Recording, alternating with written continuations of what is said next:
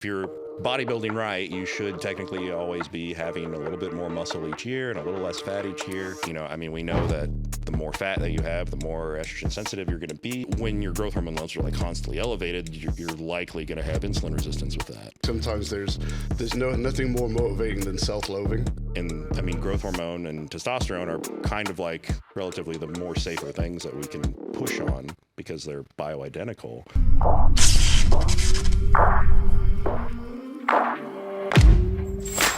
All right, guys, we're back with another episode of Table Talk. Today, our guest is Chase Irons, the most honest enhanced bodybuilder. That's probably the best way to explain it. That's what's on your Instagram. Yep. Is there anything else you would drop in there as far as intro on who you are? We'll get into your timeline a little bit here in a second. I mean, that's probably the best way to put it, you know.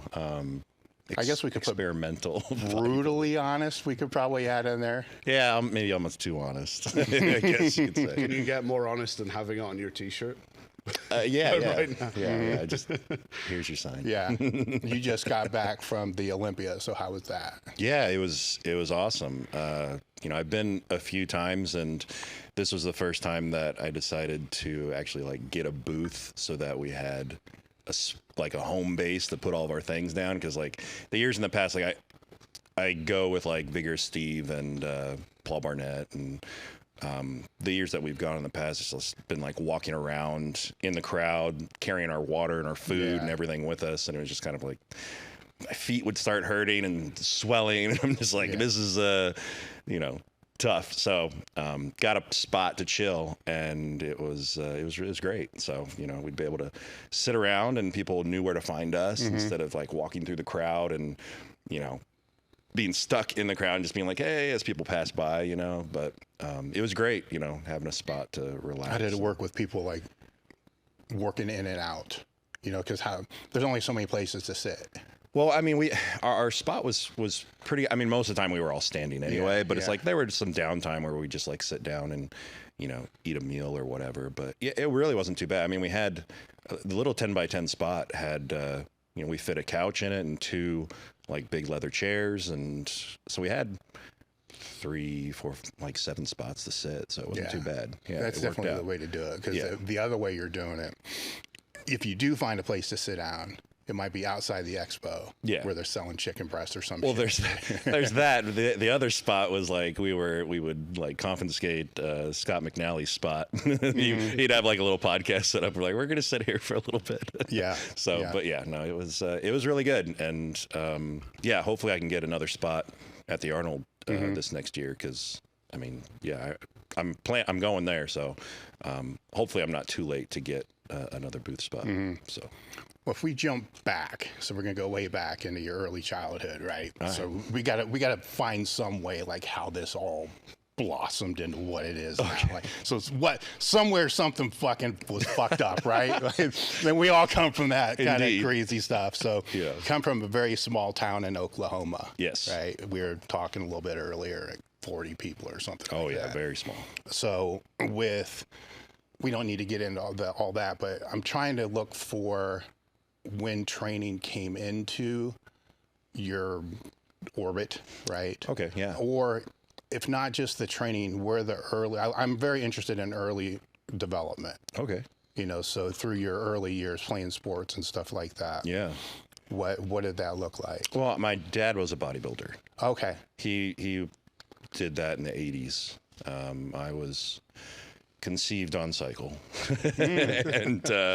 and yeah, so that really. Do you look like him? I mean, he didn't. So like I've been doing it, you know, enhanced for like 15 years. He did it for maybe like 5 years, and so he didn't get nearly as deep into it as I did. He was way stronger than I ever was, and even you know, in his older age, it's crazy how strong he was. But yeah, so he was into bodybuilding, and I remember seeing his, because he did get like some professional pictures done once. I remember seeing those as a really young kid, and just being like, wow, because he was like flexing and stuff, and it was like, that's cool. I want to be like Dad, you know. So that had a really early influence before training at all. And then when it was time to like get into football and sports, my dad pushed for me and my brother to train so that we wouldn't get hurt. He's like, let's get some muscle on you guys and get you, you know, functional so that when you're out there, you're not going to break something. So that was, that's kind of where we got started. I guess that even earlier than that, he was definitely more into like cardiovascular health and making us basically run in the morning. So and it taught us a lot of discipline too. So it was like as early as I remember 3rd grade, getting up before school and going for like a mile run or 2-mile run, you know, in the middle, in 6 a.m. in the morning, and then, you know, coming back and getting ready for school and stuff. But They had to suck. so there's a lot. Yeah. So it was like, there's a point where it's like, oh, this is cool. And then it's like, by the time I got to like 5th grade, I was kind of like, you know, I don't want to do, like, this sucks. I don't want to. So there was a point where I was faking it and lying to my dad that I was doing it still. And then the morning came that he woke up and he was like, let's go for a run together. And I had not been, I'd been faking it. And that morning it was like an easy jog. It was supposed to be like a 10-minute mile, 2 miles, just cruising. And I was dying like a mile in, and he realized at that point that I had been lying to him, and he was pissed. and it got to the point where it was like, he had me in front of him jogging, and if I wasn't going fast, he'd just like push me forward. And I mean, it was a hell of a lesson, but what ended up happening is I got a heat stroke from being pushed too hard. Yeah. And so we get back to our driveway, and everything just goes blurry. And I can't stand, and I don't know what's happening. He's like, "Oh shit, I killed him!" Like, what have I done? And so, like, my brother's with us, and he tells him, "Go in, grab some Tang." He's mixed up Tang, and he's like, "We got to give him something to drink." And you know, he was just like trying to keep me walking or whatever. And then I just blacked out, and then I woke up, and we were on our way back from the hospital. And apparently I had woken up at some point and said I was fine and whatever. But so that's like really the early childhood discipline learnings. So was that the like end of the running? Or? No, that's so that kept that picked things back up and got that going again strong. And then, so that got us to, you know, like freshman year in high school. And that's when we really started like actually lifting. Me and my brother, like, he was a senior at the time, I was a freshman, and we lived 2 miles from the school. So a very small school. Like, my grade had, I graduated with 20 kids in my class. But like, we would run to the school, train for, you know, an hour or two. But my dad wrote us like a program, a basic S, just like chest and try Monday, back and by Tuesday, legs and shoulders Wednesday, and then repeat. And so we'd run to school, we'd train, and then we'd run back home. And that would be like our summers.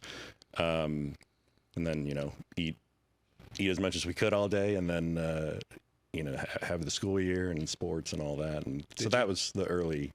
Yeah. Was there a point where the training became more important than football, or you loved the training more important? So there was, the training I definitely enjoyed more because our school sucked at football. So it was like I could rely on myself to do good. Like, my senior year, our football team won one game.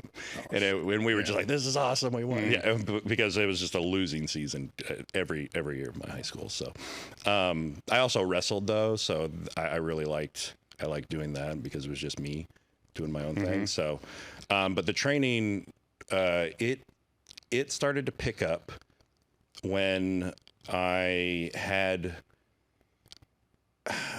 got more conscious of my physical appearance because I got made fun of for having gyno through puberty, and that really kind of screwed me up in that sense, and that really led me into like training specifically like my chest more than anything, because I was like, I got to get my chest bigger. I got to burn this fat out. I don't know, because I didn't know what it was. I didn't know what was going on. I was like, I need to fix this, and so I was like doing push-ups all the time, and that really is what pushed me deep into my physical appearance and training and all of that. So that was a big driver for a long time. Yeah, and then I realized exactly what it was, and I was like, oh, I got to get this cut out. And then it's gone. Yeah. And so, yeah, but I didn't get that done until that was like 6 years ago.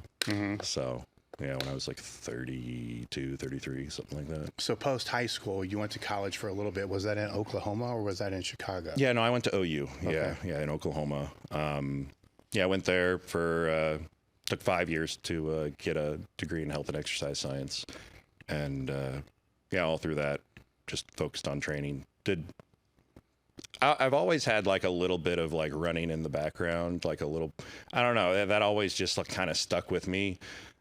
Even now, like I still try to do like sprints and stuff, and but yeah, there's always been a little bit of cardio in the background. But yeah, training, bodybuilding, did that all through college. And so in college, was the education just to basically support your own training?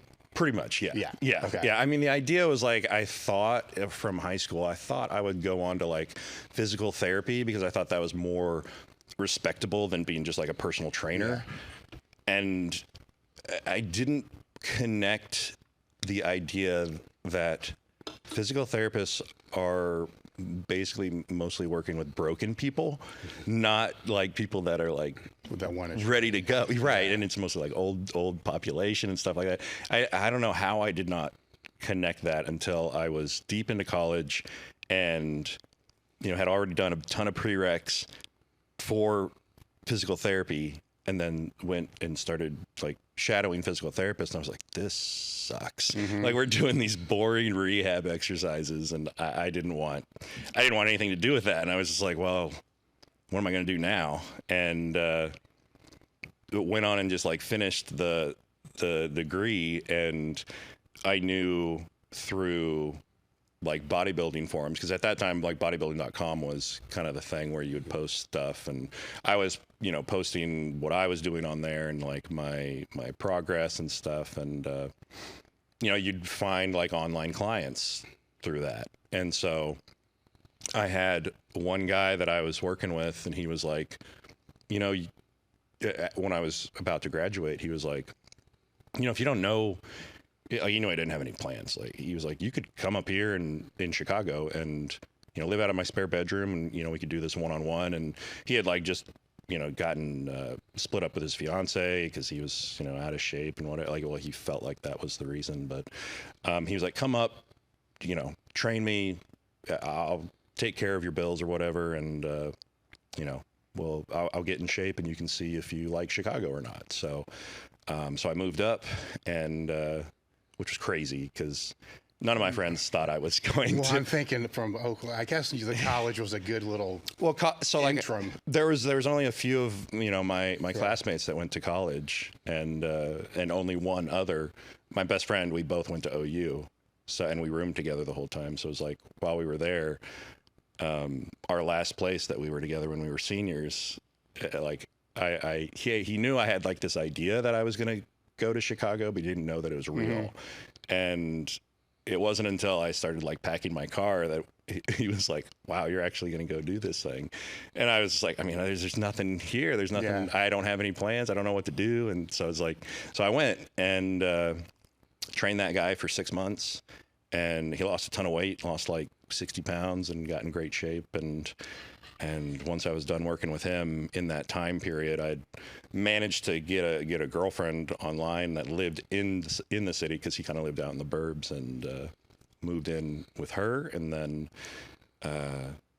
went to a local gym to get a gym membership. And they said, "You want to be a personal trainer?" and said, because I didn't have a job, I didn't really know what I was doing. I was like, I guess this will be it. This is what I'm going to do. And so they were like, well, so you got a college degree? Well, we'll start you at $15 a session. It was like, whatever. Better than nothing. I know. I was like, I don't know what I'm doing, whatever. So, and then I did that for 10 years. And through that time, I, getting tons of questions from like clients while I was training them. I found an easier way to like maybe answer those would be through YouTube videos, and just like, then my clients could just watch the videos, and then we wouldn't have to necessarily redo questions all over again while we're training. And then that turned into someone emailing me being like, so how much for coaching or whatever on that? And then it turned into online coaching. And then once COVID hit, the gym shut down and I never went back. So, and then it's been YouTube ever since. So yeah, that's pretty much from start to finish how I got from there. So what was the culture shock from going from the small town into a lecture hall with more people than your entire town? That was crazy. Yeah. I remember walking into like, a basic, introductory class, and it's a giant auditorium with like 500 kids in it. I was like, oh my God. And I sat down, I just found the first seat that I could, and realized, because our classrooms are so small in high school, I didn't realize I had an eyesight problem. so I sit down and I can't see any. I realize, I'm like, holy shit, I can't see the board. I can't see what's going on. So I'm just trying to listen. And so that was, it was a big culture shock, going from a super small town to OU. But it adapted me, So just backtrack there a little. You mentioned, like being bullied at high school for having the gyno and stuff, right? Like, in your experience, and maybe Dave will have some input on this too, like, with people like yourself who are really all in and like tend to be like lifers, how often do you find that usually the kind of motivating factor behind it is quite often negative? So like, obviously that bullying is a negative stimulus that probably stuck with you for a long time. Yeah. But how often do you find that people like yourself who are maybe like in those upper echelons are not motivated by what we would see as like positive reinforcement, quite the opposite? Oh yeah. I think it's more common than not. Like, so many of my friends had some sort of like incident like that where, that was their main driver. And like, I feel like a lot of it is usually like they were short. Like, that's a lot of bodybuilders. They're just like short guys, and they got picked on for that. And so they just got as wide as possible. But no, that's extremely, extremely common that there's some negative event or something that triggered, something like that. Yeah. So, because I jokingly say, like, sometimes there's nothing more motivating than self-loathing. You get what I'm saying? Like, which is half tongue-in-cheek and half not. But, quite often you find that the people who really are super determined in the long term have those. And it seems like maybe negative stimuli are able to do that, whereas like the typical positive ones are maybe not able to do that. That's true. You know what I mean? So like, who knows what, obviously that bullying, you wouldn't wish it upon anyone, but look at what it perhaps has led you to, which maybe nothing else could have motivated you to do, at least for this long. It's very true. No, yeah, I absolutely would not be, if that wouldn't have happened, I'd be like, my brother did computer science in college. Like, that'd be me. Yeah. If that wouldn't have happened, I'd be playing video games, and which I still do. I don't have much time to do it as much as I'd like to, but I still like love that computer stuff. But that would be me if that wouldn't have happened, for sure. Yeah, definitely. Yeah, completely different life. So what did the first cycle look like for Chase Irons? Oh, it was very basic. Yeah, no, it was just... Well, when first? Oh, yeah. I mean, so it was right at the end of college, right before I moved to Chicago, is when I started fooling around with stuff. When I finally realized that it's like, okay, I want to be, over 200 pounds and lean. Like, that's not possible naturally with my genetic setup. So that's when I realized I've got to do that. If this is what I want to do, this is what I got to do. And so that cycle just was a straight 500 test. So before that cycle, though, before you made that decision, your nutrition was dialed in? So when I started, my goal, like all through college, there was always so like there was the gyno thing that made me feel like, okay, well, at the time, like I didn't realize it was gyno. I was like, why is my chest so fat? You know, so it'd be like, okay, I need to get lean. So there's a whole. It would get worse. So there's this whole other side of things where it's like, okay, I had been spending all of my like college career just like trying to figure out how to get like abs and be a leaner guy and like have like some kind of like model type of look, and that led to like eating disorders and you know, binging and borderline like anorexia kind of stuff. So it was like, by the time I got to the point where I was going to do a cycle, I was like 160 pounds, but I was very lean. Like I think most natural guys would be like, this is where I want to get, is to where this guy, cause like I've posted it, you know, in my like live streams before, cause guys will be talking about, you know, whether or not they want to do their first cycle or whatever. And then so I'll show them kind of like, well, here's where I got natural. And I feel like most natural guys would be like, that's a good spot, you know?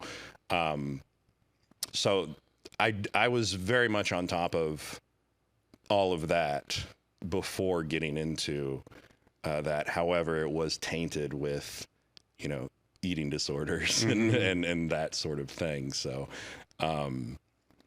to the point where it was like also what drove the to go on test was so I was in the middle of like binging, having this issue where it's like I'm trying to stay lean, I'm fighting to stay lean, but my body's fighting against me.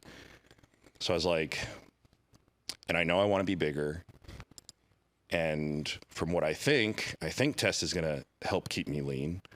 So what if I take advantage of this binging and go on cycle and let that help me grow, and hopefully I'll grow lean? And what ended up happening was I just got tons of estrogen because I already had that background of having gyno and being more estrogen sensitive, which I didn't know anything about back then. But so I went on cycle, the binging turned into tons of water weight and so I just bloated terribly and got all the side effects, and you know, acne and my face swelled up, and that's the most like memorable thing about my first cycle is I had such terrible like moon face that my like mouth was so like swollen one morning, like when I woke up, that I couldn't even talk straight. Like my lips were like running into each other trying to speak. Eyes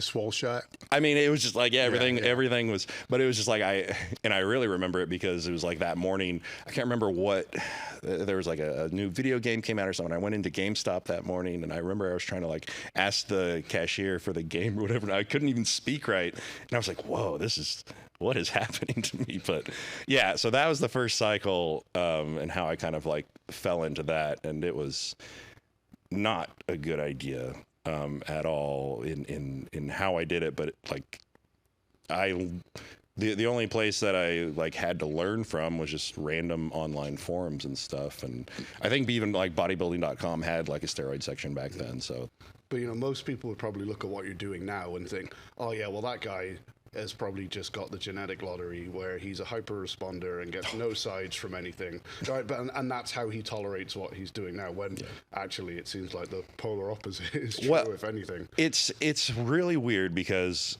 now it does seem like I don't notice any negative side effects, but I mean, I am on top of like everything that I'm doing health wise, but I feel like a lot of what I get now is the fact that I've been doing it since, you know, 2009, 2010. Sure.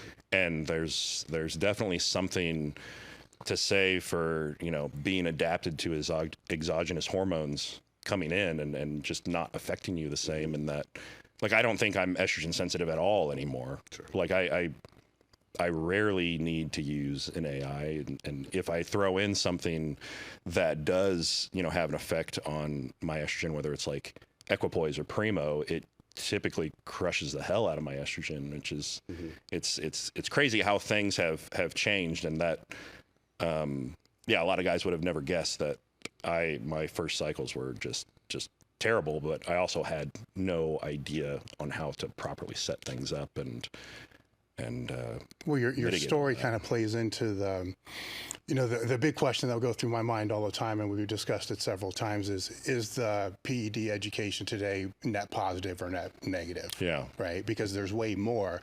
But when you listen to your story when that wasn't out there, it's just like gym bros and forums, you know, inside forum. I mean, you had to dig around and be able to find this stuff. And then things that you're talking about, those sides back then were kind of celebrated too. Yeah. Like, the shit's working. You can't see, right? Well, and that was it. It was like, I was like, so it was happening, and I was like, well, this is steroids. Here we are. Yeah, but we're doing it. You see what I'm saying? But it's not, right? And right. we don't hear that story the same as what we used to, unless somebody's completely ignorant. Yeah. No, you know, so that would lean into that net positive. True. One of the questions I did have written down here for you was, do you think the body adapts to handling exogenous hormones? So you kind of mentioned it, you know, like the guy who can drink whatever amount of alcohol and be fine. Sure. Like, do you see the same thing in, obviously you've mentioned in yourself, but maybe in others that, you know, are at similar levels to you, that over time the body gets used to the exposure, better at handling the levels of hormones, and those side effect profiles start to come down? Well, yeah. So the way that I see it, the thing that makes the most sense to me is like the longer you're on, the more androgen receptors you're making, the more that you have, the more muscle you have, the leaner you are. You know, if you're bodybuilding right, you should technically always be having a little bit more muscle each year and a little less fat each year. And, you know, I mean, we know that the more fat that you have, the more estrogen sensitive you're going to be. And, you know, a lot of our side effects come from estrogen related side effects. And I feel like that's a big part of it, is, you know, just getting bigger and leaner over time. 'Cause like when you start out, like most people aren't at all. And so I think that plays a huge role into it, which is why I always, you know, tell guys, like, if you're gonna really try to go into this and like try to grow, try to get as lean as possible first, so that you're not going to necessarily experience so much estrogen related issues, even though we know, you know, a lot better ways of how to mitigate those. But yeah, I think absolutely over time, and that's why I feel like, you know, when we're looking at like pro bodybuilders, because like a lot of them have, one of the things that I get a lot is like, how is your skin so clear and you're using all this shit? And it's like, I don't do anything for it. I wash my entire body with a bar of soap. I don't have any special like thing or anything like that. But it's like, I hear a lot of pros that, you know, that have been doing it for 10, 15, 20 years. It's kind of the same thing. It's not something that they really have to think about anymore. But early on, like, yeah, that was something that it was rough, but that's what you thought it was. Yeah. It's just how it is.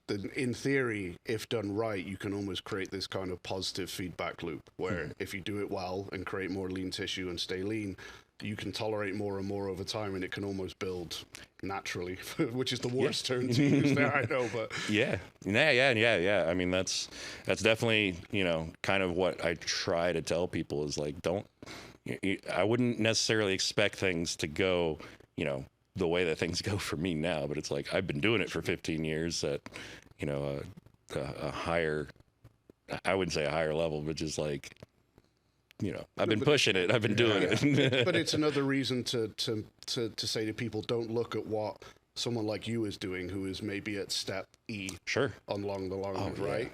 You don't go from A to B with what you're doing. You go from A to B with whatever and build up over time, like you would with a training program or anything else. Yeah, I mean, that's a very common theme in my Discord group, is like telling the guys, it's like, they'll look at, you know, what was Phil Heath eating at this time, and it's like, that's not what got him to where he is, you know. Like, you have to go back and figure things out from the beginning and progress through all that to get to the point where you can handle, you know, all that protein or all those drugs or whatever it is, you know. So yeah, there's definitely steps that you got to take, and a lot of guys don't realize that, and they they see a lot of the things that I talk about now in some of the like experiments that I do now, and they'll try to jump to that kind of stuff, and I've seen people try to do they'll come to me and be like, I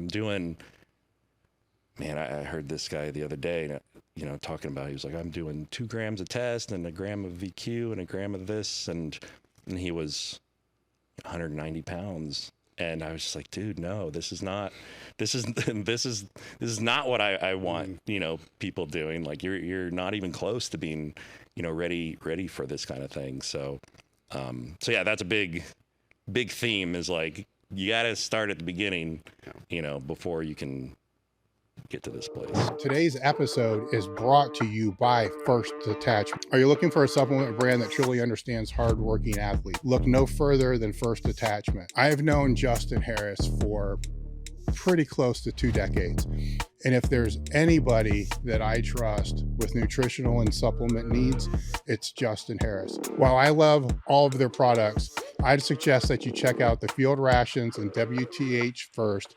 Go to www.firstdetachment.com and use the code TableTalk10 to save 10% off each order. The link is in the description. You guys are selecting Merrick for your telehealth platform needs. They have a couple different ways that they go about doing this.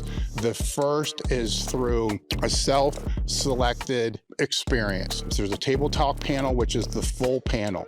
That would be the panel that I personally get twice a year. That's checking everything. You name it, it's all there. The other panel is a checkup panel with a guided optimization. You're connected with a patient care coordinator, and the patient care coordinator will meet with you to determine what your needs are. Thing to be able to help optimize your health or mitigate without judgment. So the discount code again is Table Talk Merrick Health for all your hormone optimization and performance needs. This is Dave Tate from Elite FTS. Last year, we partnered with Ken Kanakin to co-host the Swiss Symposium. It's built on hypertrophy and sport medicine for strength athletes and practitioners to come together in one place, which will be the Columbus Hilton at Easton. You are going to learn how to level up your training based upon the success and failures of others. You have to stay on top of your game if you want to be able to make the success and move forward at the pace that you want. Just to name a few of the presenters that will be presenting, we're going to have Matt Winning, Brian Carroll, Eric Serrano, Jim Wendler. That's just a few. These experts will be presenting on low back injury and prevention, exercise selection, as well as a business, steroid recovery, and restoration panel. If you want to network with one of the experts that we have presenting, we're going to have people there to be able to help you do that. To register for the Swiss Symposium, go to the elitefts.com website, look for the banner on the homepage, click that, we'll see you there. So I want to call out the limited edition apparel. The link is in the description. As I spoken about before, the limited edition apparel is apparel that I basically come up with. So some of the designs suck, some of them not so much. It's a weird thing. The ones that I think are going to do really well usually don't. The ones that I think aren't going to do really well do really well. Either way, they're all limited runs, so it changes, every single month. But all limited edition items are tri-blend material with, the cut that everybody wants now that's a little bit tighter on their arms so they can show off how big their fucking arms are. The limited edition items directly support the podcast. So head over, pick up your shirt today. Could be a hoodie. Could be shorts. We got these ball hugger shorts right now, which I would never wear, but I was told they were super popular. But you know what? They were wrong because they're still sitting there and I probably should discount them right now. Anyhow, if you want to see the discount on the ball hugger shorts, head over to the limited edition apparel, link in the description box. So with your first cycles being not great, what was the thought process then behind I need to do more? Yeah, because things slowly got better over time. Things slowly, once, because again, it was just like, there was always this drive to be, I think what saved me was there was always this drive to be lean and just get lean and not necessarily always trying to bulk all the time. There were periods of that, but I think what really helped was, because I always had this cardiovascular background where I always like some of my really early videos, people would have never guessed that I was on gear. I mean, I was 190 pounds and I was lean, so it was like, yeah, I was definitely bigger than like a natural guy, but like on camera, it doesn't really look like anything. But I was like using like my early videos, like 8 years ago, like I was on lots of tren, but I was also doing like marathon training. So it's like, I'm like really working the cardiovascular side while I'm like using these drugs. And it's like, looking back, it's like, I think that really saved my health a lot in that I was pushing cardio and keeping my blood pressure under control in some of those early time periods where I was really, really experimental with dumb stuff, even though I wasn't talking about it, wasn't telling anybody on YouTube at that time. That's it's weird because I don't know exactly how I ended up. I mean, I did. It's like, so the GH15 forum was a big part of it. Getbig.com was a big part of it. Like seeing what you thought people were doing, and you would just try it. So like I was talking about like lots of tren earlier. Like there was people on there talking about doing 300 megs of tren a day. And I tried that. Like it was stuff that I did, but I was also running at the same time, so it's just, I don't know, experimenting with a lot of that kind of stuff, led to using more. But so that was an early period. When was that? That was between 2010 and 2015. It's like 2010, 2011 was like really basic, dumb cycles, lots of side effects.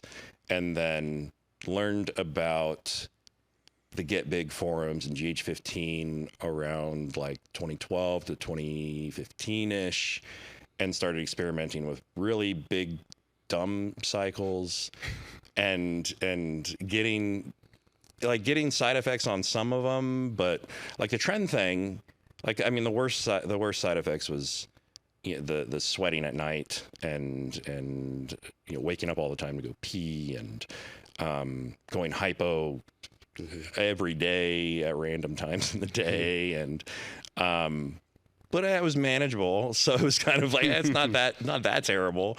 And then there was like a time period in there where I really started focusing more on the health side of things, and trying to learn about, mitigating side effects. But that still didn't happen until like 2020. So there was like a period in there between like 2015 and 2020 where it was like experimenting with stuff, but at the same time, I wasn't really seeing a whole bunch of negatives, but I was also just always trying to be lean. So that I didn't necessarily get scared from using more, because I kind of had that driving me in the background. Sure. Because you're definitely going to stay a bit more healthy if you're not always in a surplus and trying to gain weight and all of that, as opposed to focusing more on cardio and dieting and lower carbs and all of that. So during those phases when you say you were focusing on trying to get lean, were there like benchmark points, not necessarily a show, but say like a photo shoot, or here's a date that I want to be this body fat? Because see, that was probably the biggest problem. Was it was just a constant pursuit of I just want abs, and I had such a hard time with that. Like one reason why I didn't do a show until 2021 was because I knew I had this like binge eating disorder in my background. And I knew that like pushing myself to, because I think that was the thing that was like really holding me back, was like I'd get to the point where I was really close to being as lean as I would want to be, and then that switch would flip, and I would binge myself back, to not being where I want to be. So just like constantly battling with that led me to not ever having a set goal to like shoot for. So it was just this constant pursuit, and never really getting to the goal. And yeah, so it was just always, almost like always spinning my wheels because of that. And yeah, so that like there was never a real end goal until I was like I decided to go ahead and do a show because I actually wanted to get a lot more serious about bodybuilding, and that was only within the last 4 to 5 years. And yeah. But during that time period, that's when the N=1 started.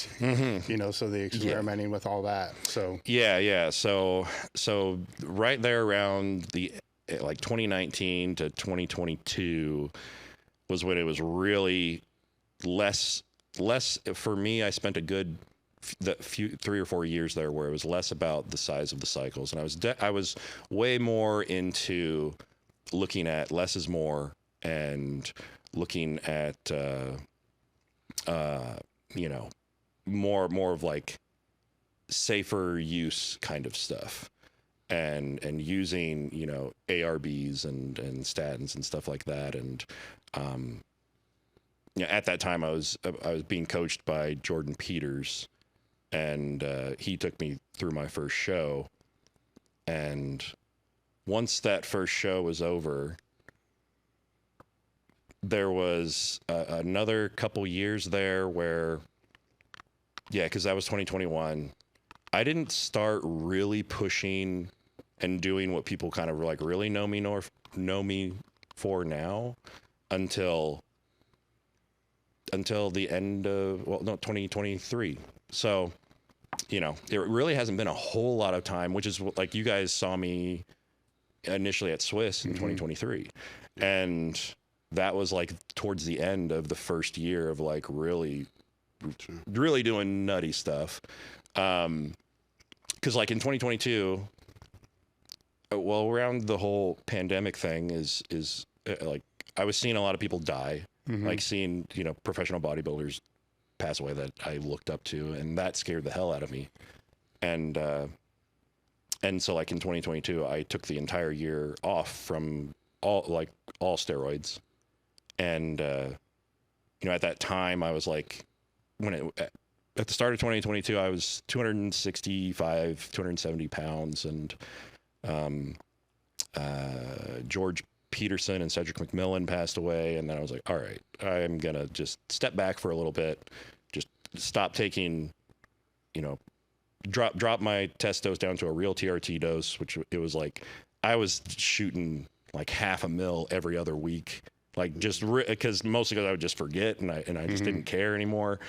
And I just wanted like to make sure that everything, like blood pressure was as low as possible, and everything was coming down. And I was even like thinking like, how can I downsize? How can I get rid of some of this muscle? Like I was really trying to like get out of it. And through that time period, like the first 6 months of that, like I dropped like 20 pounds. Like I still kind of held everything pretty well, but I was still 240 pounds or so. And my wife was like ready to have a kid. And so I was like, well, this is good timing, I guess. You know, I can start taking HCG and going down this route. And, you know, went and got a fertility test done. My sperm count was 0.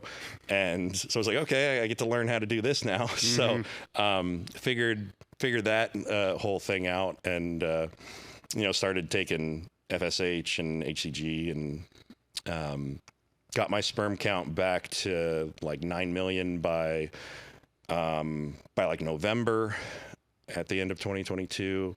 And then a few more months went by and I was at 12 million sperm count, which is not good. It's still not good. Like a natural person with healthy functioning, all that, like 20 million is like the low number. So I was still not very far along, but at 12 million, we successfully conceived, and then a month later had a miscarriage on that one. But then the next month conceived again, and, you know, now we have a 9-month-old, which is crazy. But yeah, so as soon as we had that second, you know, positive pregnancy and was sure that things were set there, in that time period, I had been looking into, I mean, I was getting an itch to get back on gear. And because I don't know, because part of it was also like, I started thinking more about, you know, why were these bodybuilders passing away? And, you know, how can I mitigate all that as much as possible, and can I keep my blood pressure under control? Can I keep all these things in line? And something that I had always had like an interest in was growth hormone. And I mean, growth hormone and testosterone are kind of like relatively the more safer things that we can push on because they're bioidentical. So I got in a place where I was like, I had the opportunity, I guess, to have enough serostim to test out running a vial of serostim a day, which is 18 IUs of growth hormone a day, which I had played around with a decent amount of growth hormone in the last, before I stopped, but never like that. And I had heard from several different top coaches that, this is something that some people do, and it has a big effect. And so I was really curious about it. And at that time, like I was deep into YouTube, and I was like, this could be an interesting thing to document for the channel. And so I was like, well, let's just give it a try. And so it was like, as soon as I knew like the pregnancy was secure, I started ramping up my testosterone dose to, I mean, it went from, 200 a week up to like, it was like 400 test and 200 primo. And then I was like, okay, let's throw in a vial of serostim every other day. And let's start with every other day and see, because I was scared to death of being a diabetic too. Yeah. So I was like, let's start with a vial every other day and see, what does my blood sugar do? How do I react to that? And so I threw it in, and immediately kind of just started seeing my weight kind of creeping up. Then I would, wake up in the morning, I would like look at myself in the mirror, and things would just look a little fuller and a little leaner every morning. And I was like, okay, that's pretty good. But it's like the other thing, I feel like I just keep skipping stuff. Yeah. The other thing was like, I went with that because in the like serostim box in the pamphlet, it says, for HIV patients, it's like the standard dose that they prescribe them is a vial every day. But it also says if you are experiencing like side effects that you can't deal with, whether it's like the carpal tunnel or terrible bloating or whatever, then do a vial every other day. And you will get, like they had all the like graphs in there and stuff, you'll get a very similar result to a vial every day. They didn't gain as much weight, but they still had really good outcomes. So I was like, okay, so let's start with that and go from there. So it was like the first week I did that, and I was, checking my blood sugar every morning, and nothing was changing there. And so it's like my blood pressure was still good. And I was like, okay, well, let's go ahead and do a vial a day and see how things go. Worst case scenario, I just drop it out or go back to every other day, whatever. And so threw in, a vial every day, and just started to see an even more dramatic effect. And like, even on my low carb days, I was still gaining weight, and it was like everything just kept filling out more and more and getting rounder and fuller and leaner. And I was just like, and this was still like at a low dose of everything else. So I was really just curious, what exactly is growth hormone going to do isolated from the gear, the steroids. And so I was seeing that happen. I was like, okay, well, that's really cool. I was like, okay, I don't know how long I'm going to be able to afford to do this. So I said, let's take as much advantage of this as possible and start ramping up the testosterone dose. And we'll just take it and see how high I could go with it. And before that time, I'd never done more than like 1,200 testosterone, like other things added in, but with specifically just test. Like 1,200 was the highest that I'd ever gone. So I was like, I'll probably get around there, and that'll be it. And so this was all like taking place between like March and, I mean, like Swiss was in like what, October, November, something like that. So all this was kind of like ramping up through that time. And so I went from like 400 tests and 200 primo up to 600 tests and 800 tests and 1,000 tests, and then 1,500 tests, and then 2,000 tests, and then 3,000 tests. And then I finally got to the point where it was at 3,500 tests, and and this kind of like happened across, several months, while still keeping the Serostim running in the background. And in that time period, I'd like grown, because like it started at like 240 pounds, and I grew from 240 to about 285 in that time period of ramping all of that up. And the entire time I was just constantly looking for, what's my blood pressure doing? What's my, what's my cholesterol look like? So I'm getting blood work often, and just trying to look out for any sort of side effects that are going to creep up on me. And I wasn't seeing anything happen to tell me like, stop doing this. And I was just seeing just ridiculous gains and ridiculous benefits out of it. And that led me to like that cycle. It peaked at 3,500 tests and 1,400 Masteron. And so I was running that all the way up to Swiss, and then I'm on stage saying that, that I'm Serrano nearly fell off his chair. Right. So I'm at, like, that's where I was at that point, and realizing like, as long as you're paying attention to, your blood pressure specifically, among other blood markers, like it's pretty surprising what the body can handle. But, of course, I've been quite adapted to gear at that point for being on for a while. But, and that kind of like started all of that and got me to kind of being what a lot of people know me for now, in playing around with these bigger doses and seeing what exactly can be done while still keeping, at least your blood markers looking good. And from now, what I've seen, getting MRIs done, your organs, looking good as well, which shocked the hell out of me, because I went and did a full body MRI. It was about 4 or 5 months ago now, and I was absolutely expecting to see some heart enlargement or kidney enlargement, like liver something. And shockingly, the only thing they found were some gallstones in my gallbladder, and some lesions on my spleen, which apparently are, genetic. And I was just like, really? That's all we found here? And so that's so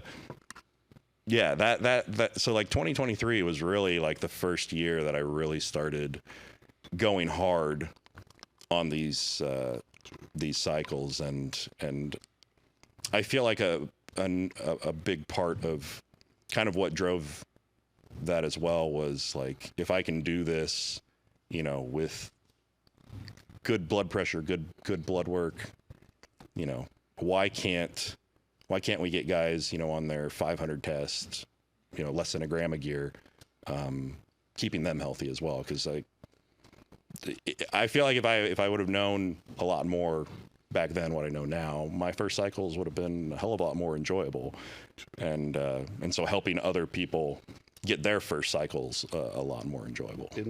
In that experiment there, you mentioned Serostim specifically. Is there a reason why Serostim specifically as opposed to other growth hormone versions? Because I've specifically heard coaches, they that's the first thing, is like, it's considered the gold standard by so many different bodybuilding coaches. They're like, if you can't get that, I don't want you to use anything else. Don't use anything at all. There's that, but the other thing is like, Serostim is like the main growth hormone, the only growth hormone that's prescribed to HIV patients. So like, they don't give them genotropin. They don't tell them to get generics. They don't tell them to use any of that. Like, that's what they get. And the only way to get Serostim is to get it from an HIV patient. Like, you can't, there's not an endless supply of it. Sure. It's extremely limited. So you have to know somebody that's either stockpiling it from HIV patients, or you need to know an HIV patient that wants to sell theirs. So it's 100% legit. Like, you're not going to buy it in any other country, because it's not in any other country. Like, it's literally only prescribed here. And if you are buying it from another country, it's fake. So where the fakes are going to be. So yeah, I mean, it's the most legit that there is. And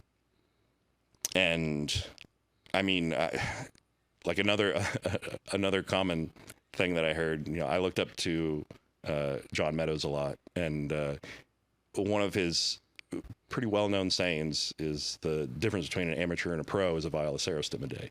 And that really stuck with me. So I was like, well, we got to get Serostim then. So, but yeah, I've messed around with a lot of different growth hormone brands and pharmacy growth hormone brands specifically. And that's one of the things that me and my buddies have really been trying to figure out is what the hell is different about Serostim that makes it what it is and why it is considered the gold standard. Because there is something about it that the way that it puts the fluid into the muscle and not under your skin and leans you out at the same time, it's just different than using like genotropin, for example, which tends to just like dry people out a lot more, but you still do get the growth hormone benefits from it, versus like a generic that will just throw a bunch of water under your skin and in the muscle and give you high blood pressure and ankle edema and all these other things, which it's not necessarily like you're not going to make some gains from that, you're not going to make some progress from that, but at the same time, like, it's going to mess up your health a hell of a lot more than something that's going to put the weight where you want it. So I mean, Dave has mentioned in a few podcasts before, like, it's always strange to see someone get an IFBB Pro card, someone who's obviously worked maybe a decade to get to that point, and then in a year they're 30 pounds heavier. Yeah. And it's like, well, what's changed that allowed? So is this the type of thing that maybe happens once you cross that barrier? Like things like the Serostim experiment you talked about there, is that the type of thing that is happening in those upper echelons where we see those individuals blow up in those shorter time frames once they kind of make that transition to the pro arena? I mean, I do believe so, that you can definitely tell when, a guy gets his hands on something that he didn't have before, and a lot of times it can either be a hell of a cycle of growth hormone like Serostim, or, I mean, the other thing is Increlex, running a hard dose of that, which it's very, very interesting, being in the position that I'm in now, like where it's cool when you go to like these expos and you find out who's watching your stuff, because you would never get, like, it's so weird, especially even like walking around with Steve, because a lot of pros watch Steve, and when you hear what they say to him, and then you see, so I'm not going to name anybody, but so it's like I remember, talking to one of the pros at their booth last year, and they're like, dude, I just got my hands on Increlex. And it's like, oh, cool. Do you mind just talking about what that is in case people don't know what that is? So it's IGF-1. Sure. So it's IGF-1. It's considered, like, it's very hard to, I've never used it. I've never been able to get my hands on it. It's very expensive. It's very hard to find. And if you can, you if you want to be a top pro, like that's something to try to get your hands on. But, so this pro was like, I finally got some, I got my hands on some, and this last year, he has improved significantly, like very much so. It's just funny, like what you hear and then the result that you see in the next year. Another example is, like, I know another pro told us, like, we asked him, how was your dieting for this show for the Olympia last year? And he was like, oh, it was so easy. I used Ozempic this cut. The easiest diet I ever did, leanest he ever was, did great. And then it's like this next year, he made a ridiculous amount of progress in like his stage conditioning and won a show. And, it's just, it's so funny what you hear. And then as the time goes by, the result that you see of them, using that on a longer term, what kind of comes from it. But Yeah, it's things like that. When you see guys make a big jump, that there's probably something like that in the background playing a role. But you know, that's not to discount all the hard work and, No, and of the course diet. not. You know, so So I don't want people to think that. No, of course. But I'm going to presume for you, the fact that you can afford clothing, that the Serostim experiment has probably stopped or has dialed down. So I suppose the question becomes, that experiment was obviously incredibly successful. Yeah. When you taper off that or come off that entirely, how much of that did you keep? Yeah, I mean, so like I ran that Serostim like all up until, yeah, it was like whenever the Olympia was last year, like October, November, something like that, and then took a break from November to January this year. Like in that time period, yeah, you'll drop, you know, the fluid. Yeah, I think I started this year at like 260 or something. But then, you know, started this year, I was like, okay, since I knew that I could get to 3,500 tests, you know, comfortably and run, you know, that growth, that Serostim, I mean, I did it again at the start of this year, just got up to those numbers quicker so that I could be at them longer. So I went back up to 3,500 tests, you know, back on the 18 IUs of growth hormone, Serostim specifically, and ran that through the first half of the year, and, you know, just filled right back out to 285, and it was a leaner 285 than I was in 2023, and did that for the first 4 months of this year, and then let's see, at that point, that's when I finally started to see that my insulin sensitivity was taking a hit. I started to see my blood sugar started to climb a little bit. My fasting insulin started to climb up a little bit. So like a good fasting insulin number would be like single digits, you know, like a 5 or less is typically what you want to see in like a dieting scenario, like when you know you're getting really insulin sensitive. So mine, I had seen it like be at a 5, and then like a month later it was like a 10, and then a month after that, the highest that I saw it get was like a 22, which is still in range, but it's like for bodybuilding, like that's when it's like, okay, it's time to stop that. So when I saw that, I was like, okay, because in this whole time period also, in all of 2023 through that crazy deal, and then the start of the earlier part of this year, I had not like actually like really dieted, like actually focused on losing any sort of weight. I was just kind of like letting whatever happens happen. And I just got really fucking big and round. And so it was like, okay, I'm 285. My insulin sensitivity is finally taking a hit. Let's drop the Serostim out, and let's start actually dieting. So I dropped my test dose from 3,500 down to 1,000 and dropped everything else out. So I was just on 1,000 tests, no growth hormone, and started dieting from there at 285 pounds. And let's see, that's when I started looking into GLP-1s and tirzepatide and semaglutide and retatrutide, looking into those and started experimenting with that stuff. So dieted from 285 pounds down to 235 pounds. That happened in about a 16-week time period. But then the other experiment that I started going for was, at that time, I had talked to Derek from Merrick, More Plates, More Dates, and he was trying to help Jeff Nippard put together a steroid video on blood work and total testosterone levels. And he was like, what's the highest total testosterone number you've done? Because he knew about the stuff that I was doing. And I was like, well, the blood work that I had gotten for total test, it capped at 10,000 nanograms per deciliter. So I don't really know, but if I was going to guess, it was probably somewhere around 13 or 14,000 or something like that.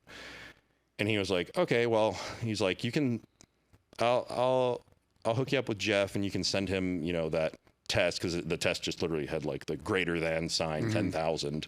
So he put that in his video.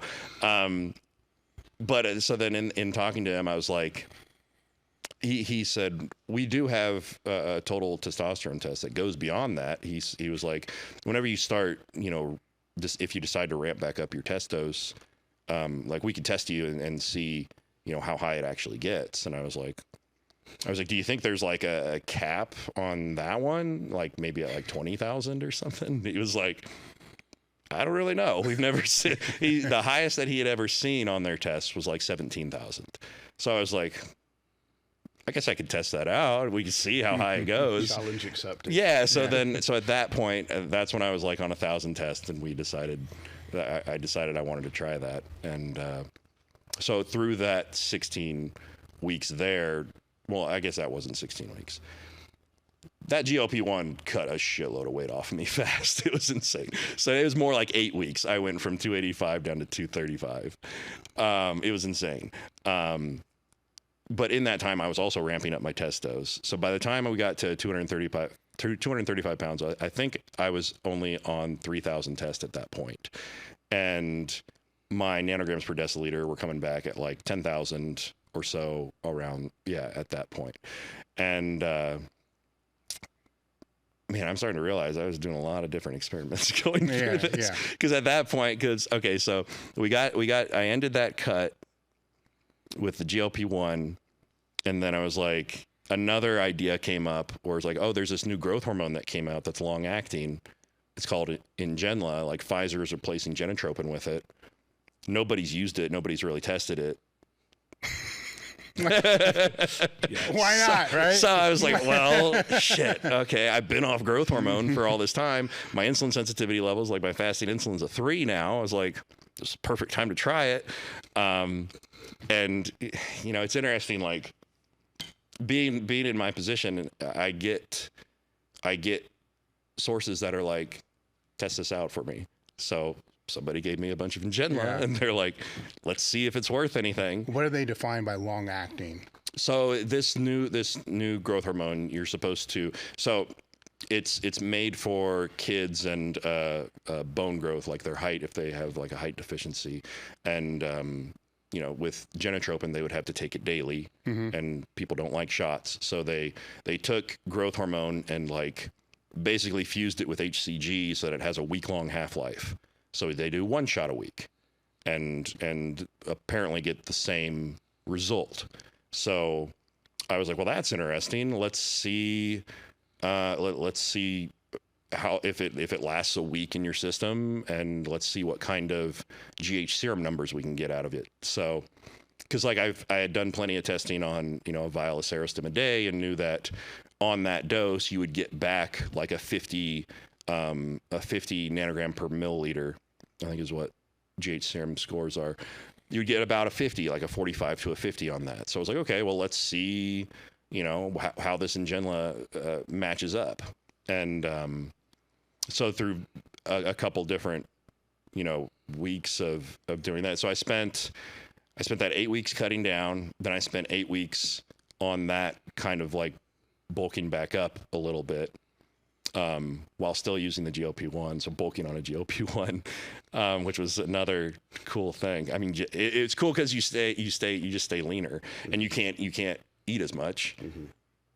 And it just helps you stay leaner like that. So anyway, so like I go on this Ingenla, and first I want to see like, okay, let's take 1 pen of it, which a pen is equivalent to like there's 24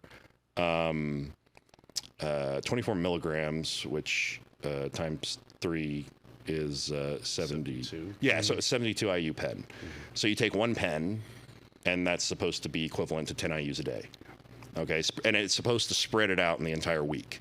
So I was like, okay. So I was like, let's take the pen on Sundays. Let's get blood work on Friday and see what my growth hormone levels come back at. So I did that, and my growth hormone levels came back at a 4. And I was like, okay, well, it doesn't last a week or something like that. So I was like, okay, let's do 2 pens the next week. So that Sunday I shot 2 pens of it, And I was like, and let's do blood work on Wednesday instead, and see what the numbers come back at. And so I do that. I go in Wednesday to get my blood work done, and the system is down at my LabCorp, and I can't get it done. So I was like, well, shoot. Well, okay. At that point, I wanted to figure stuff out. So I was like, because the plan was 3 pens. So it's like, okay, well, I really just want to see a damn growth hormone number out of this. So how about we do a pen every other day and just screw the whole week-long thing, and let's see if we can even just get a GH number to show at all. So did a pen every other day, and then got blood work, and that number came back at 155 nanograms per milliliter, which 155, I've never ever seen a number that high unless you IV growth hormone like 5 minutes before going and getting blood drawn. So doing 3.5 pens a week, if you're doing it a pen every other day, getting back a score of 155 was insane. Was an insane number, and because with like Serostim, a vial of Serostim a day is a 50. So then it was just like, okay, what do we have here? Like, what's going on with this? Because 3 pens, so like a box of Serostim, typically it's going to cost like $600 to $700. So if you're doing that, it's $600 to $700 a week. A pen of this Ngenla, it's going to run about $200 a pen. So I was doing about 3.5. I was like, okay, dollar-wise, this is about equivalent, but I'm getting 3 times higher growth hormone levels. What the hell? What is going on here? And I was getting the result of Serostim. So I was like, this is pretty cool. Because at that time, so in that 8 weeks, I went from 235 back up to 255, and it was and all that had changed was adding in the Ngenla, but I was also still playing with this total testosterone game. So by the time, I got back to like 255, I was at around like 5 grams of test. No, it was 4 grams of test and 2 grams of EQ, because I was doing that. That's what I was doing. Yeah, So, why not? Yeah. Why not? Whatever. So I was on 4 grams of test. Well, the EQ was to help prevent my estrogen from climbing up, which that's a whole other thing. My estrogen was tanked that for that bit. But anyways, I was we got up there to 255, and it was a good lean 255. And so I was like, okay, I need to figure out like what kind of dose of this Ngenla is going to give me back a 50, so I can be like, okay, what's comparable to Serostim? Because I know a 50 is good. And I just wasn't sure, like, because the 155 that's just a crazy ass number. And so I spent some time backing off the dose, doing like 1/3 of a pen a day, and even that number still came back at over 100. It was just weird. Yeah, it was just the numbers were not changing. And the other thing about like this growth hormone, because it's like long acting, a reason people really wanted somebody to test it was because when your growth hormone levels are like constantly elevated, you're likely going to have insulin resistance with that. So, I was constantly checking fasting insulin numbers and blood glucose and seeing that, that wasn't changing at all. But that also could have part to do with being on a GLP-1 and getting all the insulin sensitivity benefits from that. But, so to sum that up, I'm still unsure about the whole Ngenla thing, because I never saw a number lower than 100, but I also ran out. I also ran out of it for the test, but ended up, doing 1/3 of a pen daily, and still had like over 100 GH score. But at the same time, it was like lowering the dose of it, I felt like I didn't get the same effect as like Serostim. So it was just like, at the end of the day, what I felt like was, you're going to have to pay to play. And it's going to be, if you're going to get the results of $600 of Serostim a week, you're gonna likely have to take $600 worth of Ngenla a week as well. But the whole GH serum thing is it's very interesting how it stacked up the way that it did. And it definitely has something to do with, there is the long acting thing is working in there somehow, and all of those different shots are stacking on each other. But yeah, it's still a mystery. Did you run into any problems with your glucose? No, it didn't. No, I didn't. But it's also because like I wasn't. The thing that saves me on this is I don't like bulk hard, because I feel like that would really screw me up. Like if I ever like, because I have, you know, the background of binging and an insatiable appetite. So it's like I could absolutely eat myself to 300 pounds for sure, but it would be a mess, and my health would go to shit. So it's just like, I didn't see any issues with my insulin sensitivity or my blood glucose, but I also was not trying to focus on growing. It was more just like, let's watch the blood work. So like a lot of these experiments, it hasn't necessarily been trying to focus on growth specifically. It's been like looking at the blood work and seeing what's happening, all while trying to keep, you know, nutrition the same and not really, you know, pushing hard on calories or anything like that. But I mean, there you were taking what, 240 IUs a week at one point. It was wild. Like you'd expect even someone on like in a diet, extreme diet, to still have some. So negative. So that's promising, is what I'm saying. That you right into that. No, yeah, it is, yeah, but that was the whole thing. It's like the reason part of it is also a mystery is with the Ngenla deal is because on Pfizer's website they have like. It's like a calculation to be like, okay, we gave kids this much Ngenla, and it's equal. We got the same result as this much genotropin. So it ended up being like a calculation of 1 IU of genotropin is equivalent to 2.77 IUs of Ngenla. So it's like, okay, so a pen is not actually 72 IUs or whatever. It's actually, you know, 20 or 20. Yeah, it's whatever, not. Yeah.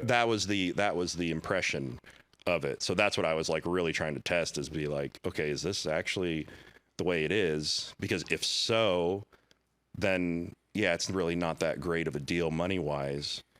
But then it was like, okay, I was taking the same dollar amount, but I had this ridiculous growth hormone number, and I was seeing a crazy result from it. But then it was like, okay, as we actually try to bring the doses back down to be like, okay, let's try to find, you know, a similar GH score.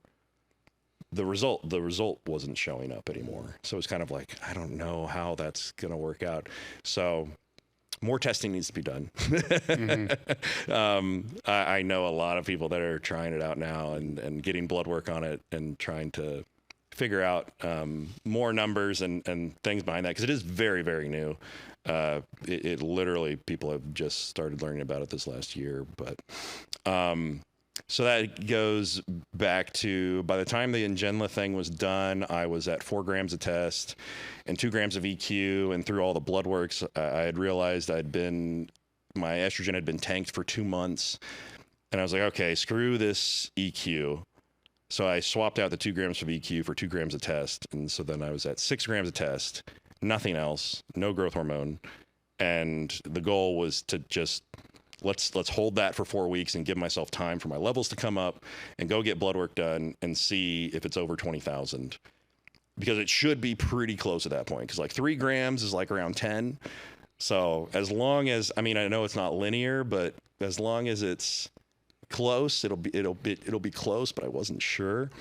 So did the 6 grams of test for 4 weeks, got blood work done, and it takes like a week and a half for an ultra sensitive testosterone test to come back.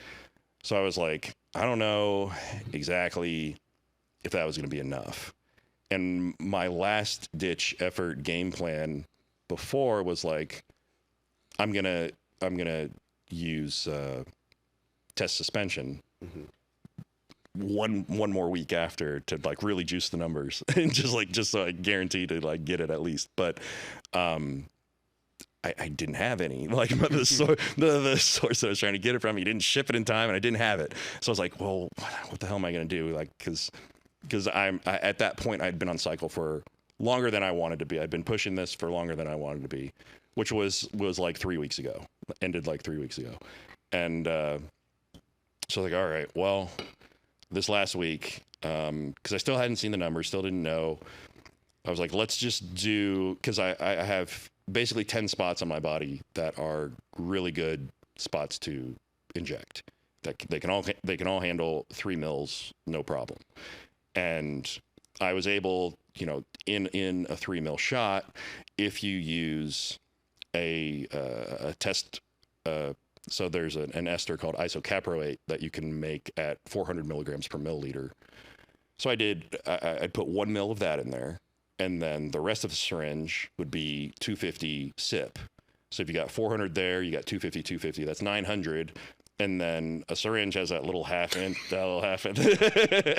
Marginal gains. Yeah, so you fill that up too. Yeah, it's just like if I you got like maybe a half there. Yeah. So you fill that up too, and that's 1,000 in one of those. So I got about ready to fall off. Right. So I got 10 of those. I got 10 spots. I got 10 grams. So that last week I hit 10 different spots and made sure to get them all in by like I got them all in by Wednesday. So Monday, Tuesday, Wednesday. Friday, to give them time to build up. Friday went in, got blood work done. And then 2 weeks went by after the 6 gram test had been done. The results came in for that. And I was at 19,000 nanograms per deciliter on that. And I was like, shit. I was like, surely that 10 grams the next week would be enough. And then it was just a couple weeks ago that I got the results back for the 10 grams. And because it didn't give it enough time to like build up in my system, it just went to 20,099. So it went up by like 1,000, you know, even though I added 4 grams. But and I put that video out on my channel on like last week, saying how success it does show over 20,000. But how did you feel at that time? Awesome. No, I mean seriously, like no, surprisingly, like I thought for sure I might get like some sort of like test flu or something, or but no, it was pretty especially the week after doing 10 grams, because it was like still rising in my system. Like the film that I took that week of like training and stuff, and I got some pictures out of that, probably the best I think I've ever looked at 240, 245 pounds. I was pretty excited about how all that looked, and felt really good, but it's not reasonable to inject that. So yeah, but yeah, it mentally, you know, felt great. Yeah, I don't have anything bad to say about it, unfortunately, for people listening. But yeah, it was not fun injecting all that. That's for damn sure. And yeah, so now the last 2 weeks, I've basically been just cruising. Like my test suspension finally showed up, so I've just kind of like been taking some of that pre-workout, and the last 2 weeks, and just kind of cruising, I guess you could say, on that. And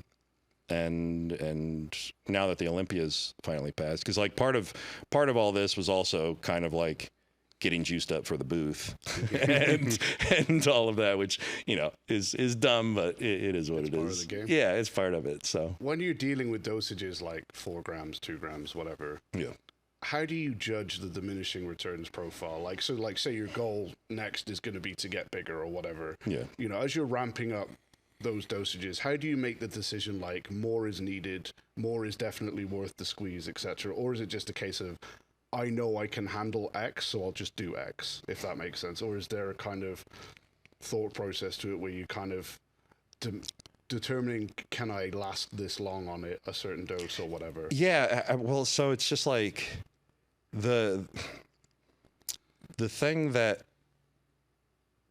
again, with all these deals, there's always been the driving thing of blood work numbers. Mm-hmm. So that's been what's been driving up the numbers more than anything is that, or, you know, taking advantage of the serostim experiment mm-hmm. thing. But diminishing returns, yeah, it's heavily happening beyond 1,500.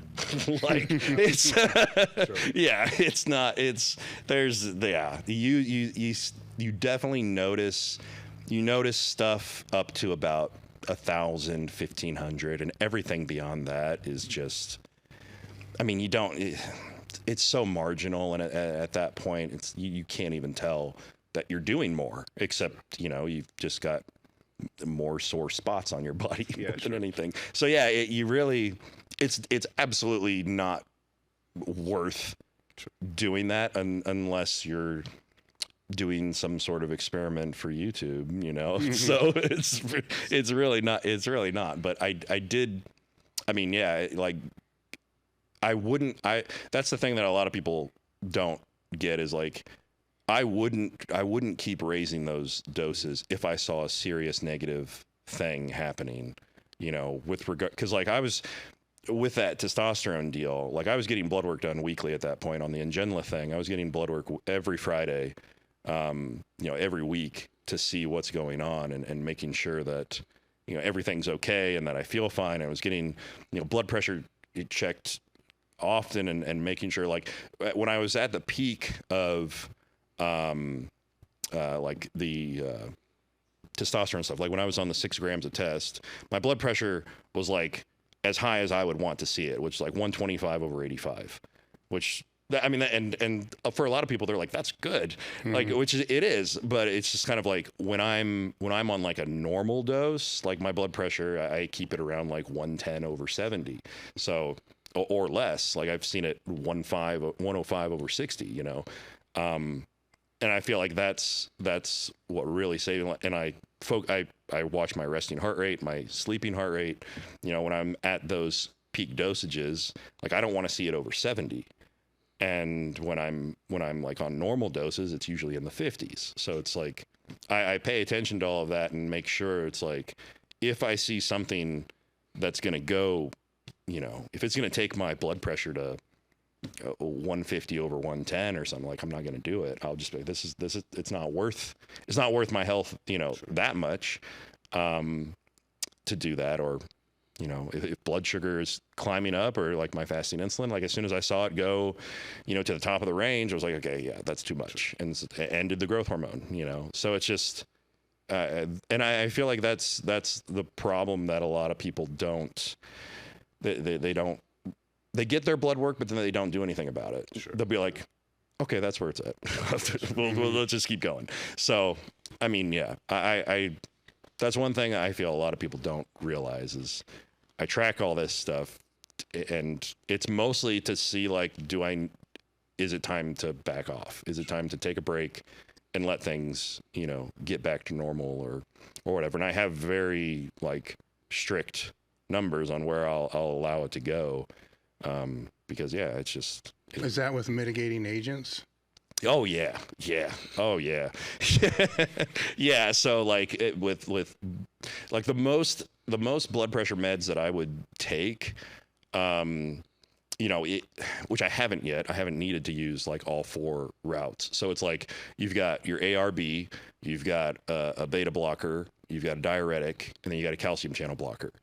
For this last deal, I used 80 milligrams of telmisartan, and that's compounded with 25 milligrams of hydrochlorothiazide and 10 milligrams of nebivolol. And those were enough to keep things. If it would have gone, you know, if I would have seen it go, you know, a little further, amlodipine is a really good calcium channel blocker that you can throw on top. But like all 4 of those things can kind of be played, you know, in concert to keep that under control.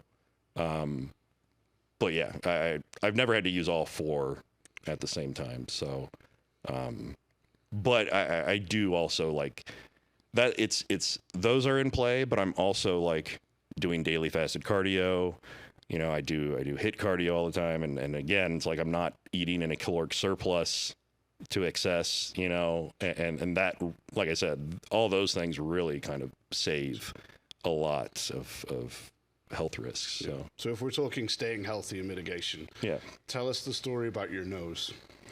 my nose, because there's video on your Instagram. Oh. The doctor saying about he looked at your nose and thought you were gonna have a heart attack. Oh my gosh, yeah, Dr. Sean O'Mara. I'm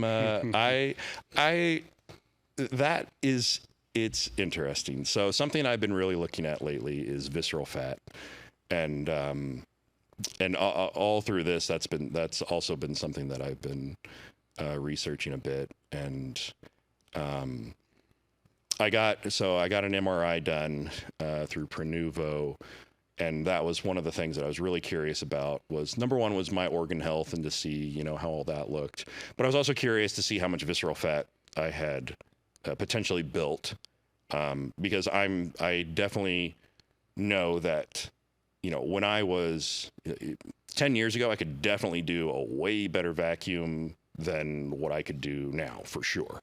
And so I was like, I know there's definitely there's definitely something in there, like blocking stuff. So got the MRI done and saw it. It was very clear that, okay, there's visceral fat there, which, you know, it's pretty normal, but it's just kind of like, you don't know unless you actually get an MRI and you see it on an MRI. It's like, that's where it's at. Okay. And so this Dr. Sean O'Mara, he is probably the leading expert on visceral fat from what I can tell. He's done, like, he was paid for by the Science Foundation to study this and learn how to, you know, burn it, mitigate it, work on it, what causes it, and all this. So very, very interesting guy to listen to on this subject. But his theory is, in what he's seen with people that he's, you know, scanned and seen like fix their visceral fat issues, is so funny. You're like, what, you fixed your nose? I was like, wait, what? I completely forgot. But yeah, so his thing is like, the more visceral fat that you have, the more inflamed you are, the less insulin sensitive you are. And through that inflammation, you'll see that inflammation in someone's face, and specifically in their nose, that, like, it'll be wider, thicker, and yeah, just more inflamed in general. And looking back at like photos from and video from when I was 285 pounds on like all the growth and all the tests and stuff, versus, you know, when I was 235 pounds, because part of that dieting protocol that I did to go from 280 to 235, that little time period there on the GLP-1, I was eating extremely low carb, like following more like a carnivore style diet, which is technically like the number one diet to help burn visceral fat, according to him and his research, is like very, very low carb, low to no carb carnivore, doing intermittent fasting or full day fasting to get rid of visceral fat. Sprinting is, as far as like exercising goes, like the things that burn visceral fat the most exercise wise would be sprinting or doing like max effort squats, like high intensity exercise, like serious high max effort kind of stuff, not just like running faster or whatever, jogging fast. So I was doing all of those things in that time period. Number one, to diet, but number two, I was really curious about visceral fat and burning that out. And so got you know, the MRI done, saw it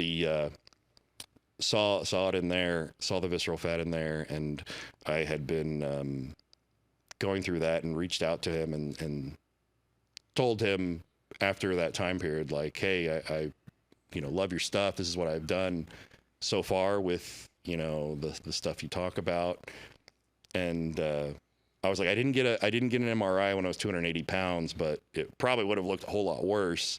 And he started like diving into my physique and looking at things, and he saw how much my face had changed in that time period. And he felt that it was very much related to the amount of visceral fat that I had changed. And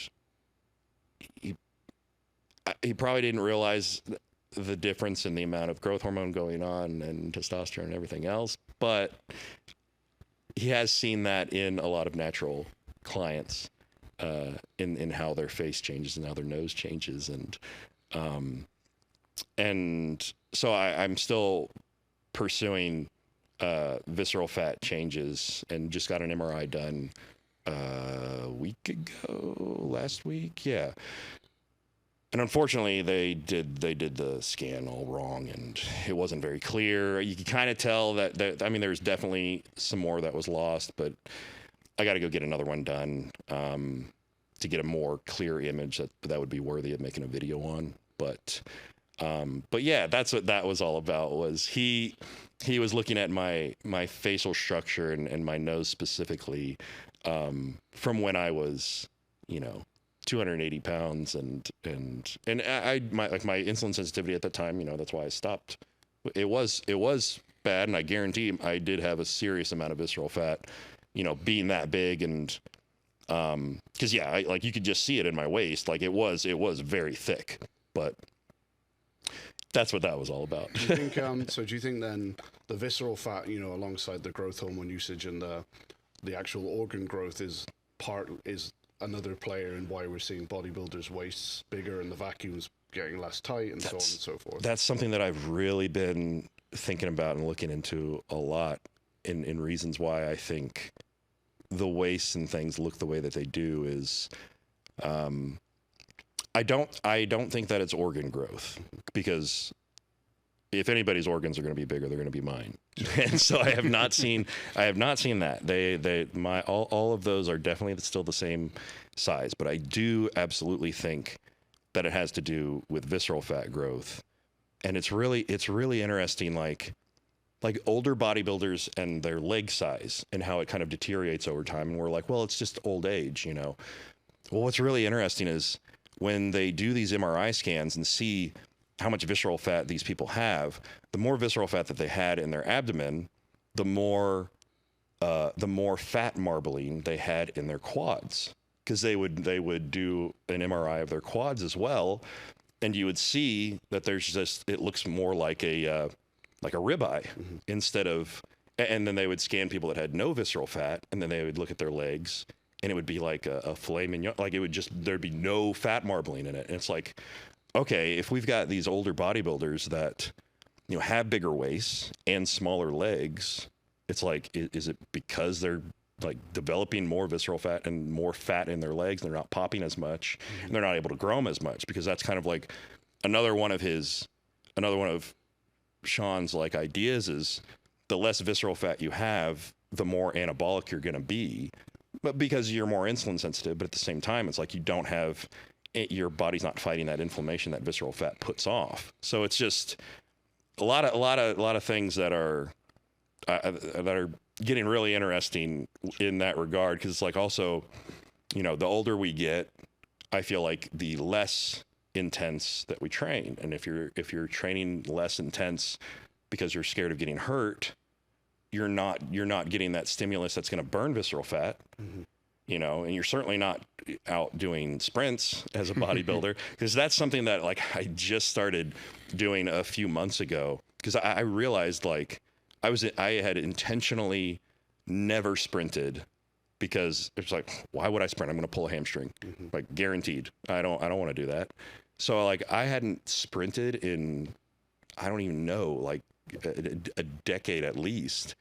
And because I remember, like, I was a personal trainer for, at that gym for 10 years. And it was, we were in our 20s or whatever. And the guys would be like, yeah, let's go race down the block or whatever. I was like, no, I'm not going to do that. I'm going to hurt myself, and then I can't train. So like the first time I went out to try to sprint it was so awkward, because like I had jogged, I had, gone on runs, like long runs, but never would I like just all out run as fast as I could because of that.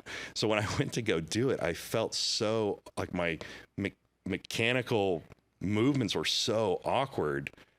I was just like, wow, I completely lost the ability to do this up until it took 2 months to figure out how to like sprint again. It was so weird. But now, like within the last month, I've finally been able to like graduate from running fast on the treadmill to actually going out and, you know, going from a jog to a fast run to sprinting to stopping. But, you know, no bodybuilders are doing that. Nobody's sprinting. Nobody's, and especially as you get older, because you're scared of getting injured, nobody's training. I mean, there are people that are training. Like, it makes me think of like, you know, Samson Dowda just won the Mr. Olympia. He's 39 or 41. He's somewhere around there. Legs massive, very small waist, but from what I've heard, he trains extremely hard.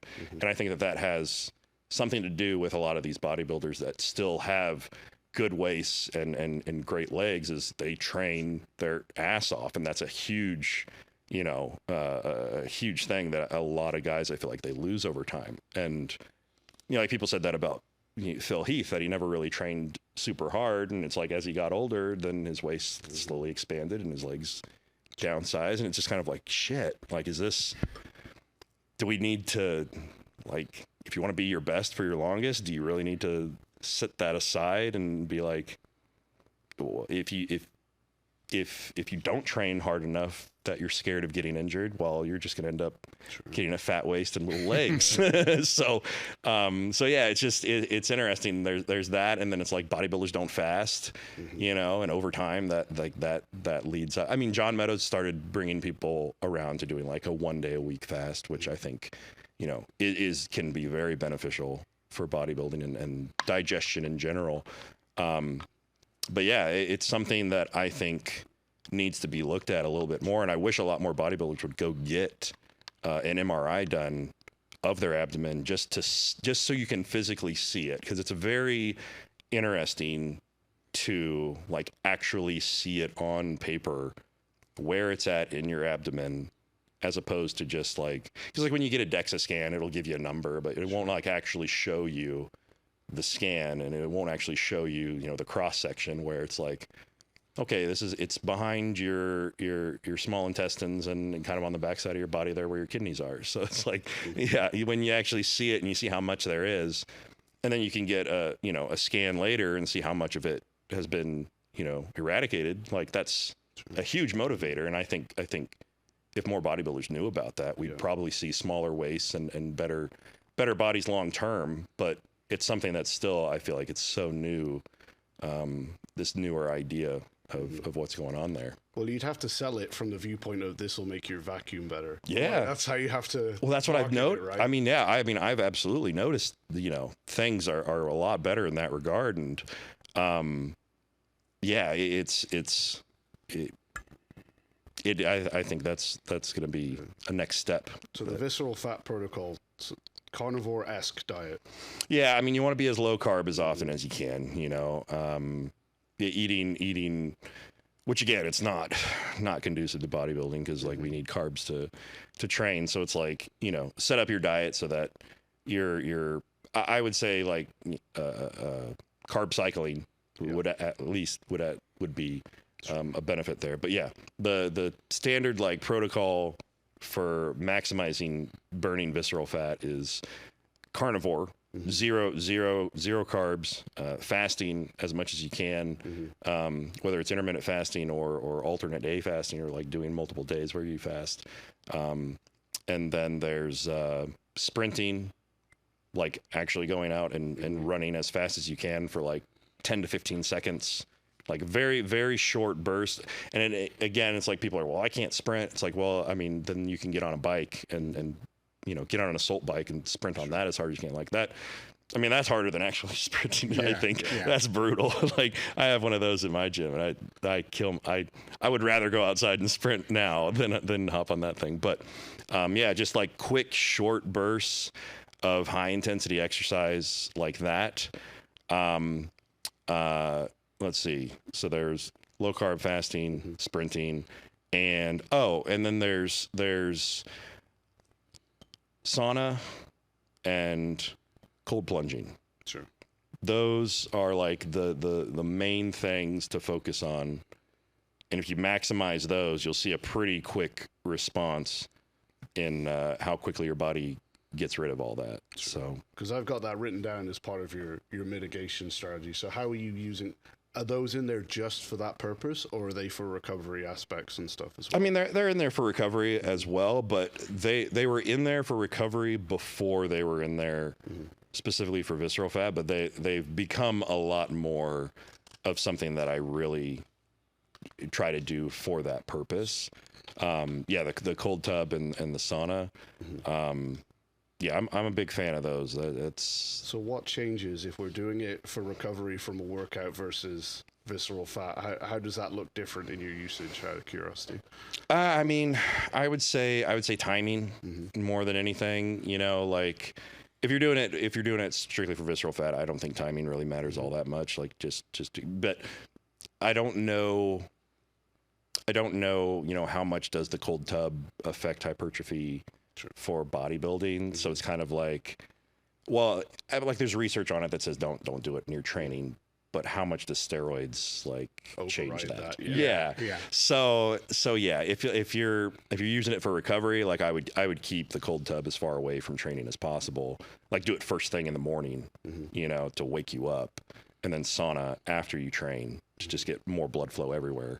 But yeah, when it comes to, you know, specifically doing it for visceral fat, I would just say get it in the day at any time, like if that's your primary concern, for sure. But yeah, because there's quite a lot of things in here that, you know, in your kind of mitigation strategies that probably most people that are looking at bodybuilding or even just strength athletes look at and go, well, that's going to cost me gains, right? So I've got here cardio, fasting, grounding we can talk about in a minute. Oh, yeah, grounding, cold plunge, sauna, low-carb dieting. Like, people are going to look at that list and it's like, isn't that the recipe for being small? That is not bodybuilding. Yeah, I know. No, yeah, that is absolutely not a bodybuilding protocol, but I think that you could do a lot of those in small doses and still, so like the fasting thing, you know, you could on like rest days, you know, on your low carb days, you know, you could do, because that was one thing that I'm pretty sure John Meadows talked about, was like on his, you know, lower carb rest days, he would fast for that day, and it would be a great way to keep his waist tight and his insulin sensitivity really good. So like you do it in small amounts, even like on those rest days would be, okay, that could be a day I could sprint. True. You know, that could be my hit day, hit cardio day. I mean, I guess on the rest days, like that could be when you do a lot of these things, you know? Yeah. So yeah, I mean, for bodybuilding, for athletic peak performance, yeah, you'd have to be really strategic about that stuff. But it's like, for me, like I'm not necessarily trying to be a professional bodybuilder at this point. You know, it's a lot more focused on health and business more than anything, growing the channel and all of that. So, and it's just kind of like, I don't know, it's when it comes more to reaching a general population, a leaner, lighter look is definitely a lot more marketable than a 280-pound meatball. So so I don't know, that's kind of where I'm at. Also, like, you know, having a kid, that really changed a lot of perspective on what exactly I should be chasing in life. But yeah, I mean, I think a lot of these things, they could be included in a strategic way. But yeah, if or, you know, it could be as much as like taking a year off or whatever and focusing on these things to get that, you know, down as much as possible. Because I mean, we've seen bodybuilders do it, very few, where they've shrunk their waist significantly. You know, I mean, Nick Walker was one of them that changed his waist significantly for a minute, and it seems like he's struggling again with it. But you know, that's, I think a lot more could take the time to whether it's like right after, like right now, right after the Olympia, where they take a few months to really chill, like they could focus on these things in this downtime to really have a better starting point than just, you know, eating crap in the off season and making visceral fat worse. But do you think like these things in general, the goal of them is perhaps to illustrate that the goal being less unhealthy whilst you're doing the types of things that you're doing is actually going to enhance the process opposed to taking away? For example, like the Serostim experiment, if you're eating McDonald's every day and not doing any cardio or whatever, I'm sure the results of that would have looked really different. Oh, yeah. Even if the training and the caloric intake were technically the same. For sure. You know, Yeah. So, you know, all of these things, whilst they might be catabolic, inverted commas, True. if they allow you to train harder or tolerate more gear for longer, you know, whatever Sure. the variable is, what does that look like in the next year, 2 years, 3 years, and so on?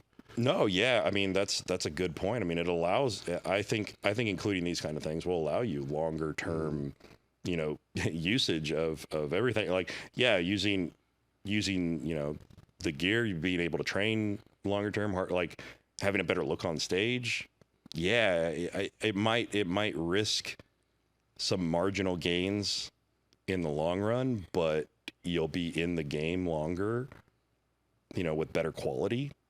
In my opinion. So, Because yeah. again, people might look at you and your example and go, genetics, whatever. Yeah. But, you know, it would be interesting to see if you took out all the cardio, the fasting, the stuff you're doing, and then try and take 4 grams of test and 2 grams of Yeah, it'd be a EQ. mess. You know, Well, that's six what- months. that's How what does most that look? people, right? Yeah, exactly. So Yeah. what does That's that then true. look like? Yeah, I mean, you'd have ridiculously high blood pressure and big old thick waist. And God, it would be a mess. Yeah, no, it would be a huge mess. And you know, you brought all that up. That's something also that I think a lot of people don't realize is like, this is my job. Like, I don't have anything I need to go into. I don't have something that I need. Like these things, like they take up my whole damn day. Yeah. So it's like my day is, so like I have my own personal private gym that I don't train anybody out of. It's literally, it's nothing like this, but it is my own little getaway. And I have my cold tub there, I have my sauna there, I have my kitchen there, my, you know, everything is there. And I go there at about 9 in the morning, and I'm there knocking these things out with my training and all that. And I usually get home at about 5 or 6 in the afternoon. And, you know, that's most of my days. Sure. And, you know, there's video editing going on in there and all that as well. Yeah, it's a full-time job to be on top of all of those things because, you know, I don't know. I know there's people that somehow do it, but I don't know how I would if I had a real job. The point I guess I'm trying to make is for those who are maybe new to your stuff and looking at what you've done is, as is quite often the answer, you are probably just doing a lot of things that they're not. And maybe not willing to do, which is why you can get away with these experiments, which from the outside might seem crazy, but when you actually break it down to the step-by-step, the weekly blood work and everything that goes into mitigate, it's, well, actually, this is pretty calculated. You know, it's just not some guy in his bathroom putting how much can I put in a syringe and see what happens, you know? Yeah, no, that is true. Yeah, a lot of people really don't. A lot of people don't see everything that goes or understands it because, of course, they're not going to take the time to watch back all the videos or whatever to get the whole story. A lot of them will just see one. They'll see the most recent update and be like, this guy's crazy. What is he doing? As opposed to, you know, people that have seen things kind of unfold from the beginning. So, yeah, no, that's a really good point. So I want to drop you in it purposely for a minute here. So I've got this written down. I don't want to forget it. Okay. So there was a video on your channel where you said, stay away from the fad stuff in terms of drugs. Yes. And then you specifically mentioned ment, so testosterone and DHB. And then on one of your recent videos, someone is trying ment, right? Who shall remain nameless. So yeah. So what led to that change of mind or whatever? Well, I mean, so there are, I mean, I do have some friends that have convinced me to give it a shot and see what ment, might be about. I haven't tried it yet. I haven't started it yet. I haven't. Yeah, no. I do have a bottle of it, but I haven't tried it yet. I wanted to wait until after the Olympia, because I don't know how much it's gonna like bloat, because it's supposed to be crazy with the estrogen. So that's true. Yeah, in general, I have been like, stay away from DHB, stay away from Ment, because I haven't seen the reason for using it, but really DHB is definitely still not even an option in my mind, because I've just seen it specifically just trash people's blood work and their inflammation markers, and that I really can't see anything good about that. Ment, I really haven't heard near enough about, except the fact that, you know, it is definitely something that is hard on your estrogen, which, you know, me being somebody that doesn't really aromatize heavily, like, it's like, okay, well, maybe it's worth re-looking at, but yeah, so Vigor Steve is going to try it too.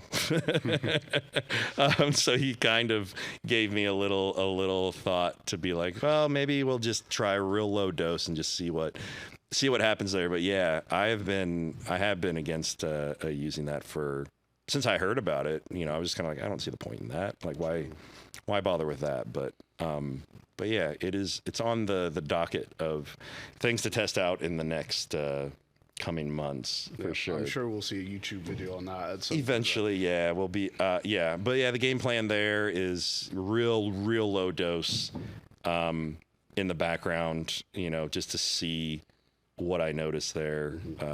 But yeah, I've had several people that I respect say that it's not entirely worth writing off. True. So I don't know. We'll see what goes on there. But again, yeah, if I try it and there's something that I really don't like, I'll just pull it out and be like, nope, I'm good. So yeah, that's funny though. So for those that are listening that are maybe where you were, say 5 years ago or whatever, if they're moderate usage, low usage, whatever, and they're thinking of graduating to what you might call pro cycles or high dose, like, how does the game change when you do, someone who jumps from taking, say, 500 to a gram of maybe total anabolics to maybe not quite what you're taking, but, you know, getting into those upper ranges, in terms of like the amount of effort it takes to stay healthy, how you have to look after yourself, maybe even changes in training or nutrition, like how much does the game change when you make that step, in your opinion? I mean, I don't feel like it changes a whole lot. I feel like, you know, you should really be on top of all those things if you're going on steroids anyway, you know? Sure. Like if you're at those lower levels, you absolutely should be already like playing those as much as you can. But I mean, as you do start to move up in dosages, it's like the thing that's absolutely going to happen, you know, the more gear you use, the more mineral retention you're going to get, the more nitrogen retention you're going to get, the more fluid you're going to hold, and your blood pressure is going to go up. Like that's the way it goes. So it's like you're going to have to focus more on keeping your diet tight. You're going to have to focus more on staying on top of your cardio. You're probably most likely going to have to include some sort of blood pressure type medication to help keep, you know, from your kidneys getting fucked and your heart growth, you know, sure, heart growing. Yeah, I mean, that's going to be something that you absolutely have to focus on and lean into a lot more than early on. But even early on, a lot of people still, you know, you need to be looking at that a little bit for sure. But yeah, I mean, the higher the doses go, the more everything else needs to be tight. Otherwise, yeah, you're absolutely going to experience more negatives. Like the analogy I would use, maybe, you know, if we're talking strength, would be like going from 300 or 400 pound squat, reasonably easy for most. Going 400 to 500 is harder. 600, 700, all of those steps, they're the same jump, but they require more effort to take. And would you say that you see a similar thing with doses, like as those grams come up, now blood pressure medication comes in, now statins come in, now all of these, which the guy on 500 probably doesn't need. Right. He probably checks his blood pressure once a week to make sure he's not going to explode in squats, and that's probably all he has to do. No, for sure. Yeah, I would say it's probably much less than what like a power lifter needs to worry about with as far as like getting stronger and that's all just that. To make it make sense in my head. But yeah, no, yeah, it's a good point though. Yeah, no, I mean, but yeah, it would absolutely be similar to that, where it's like the bigger and stronger you get, the more you kind of have to focus on a lot of the little things, you know, to keep everything tightened up. Yeah. How often do you see that not be the case though? You know, with the people that are on your Discord or the questions and so forth, is, you know, everybody that basically I would know has no problem upping the dose, but they have problems doing blood work, doing basic cardio. It's unfortunately very common. It's very hard to get people to get blood work.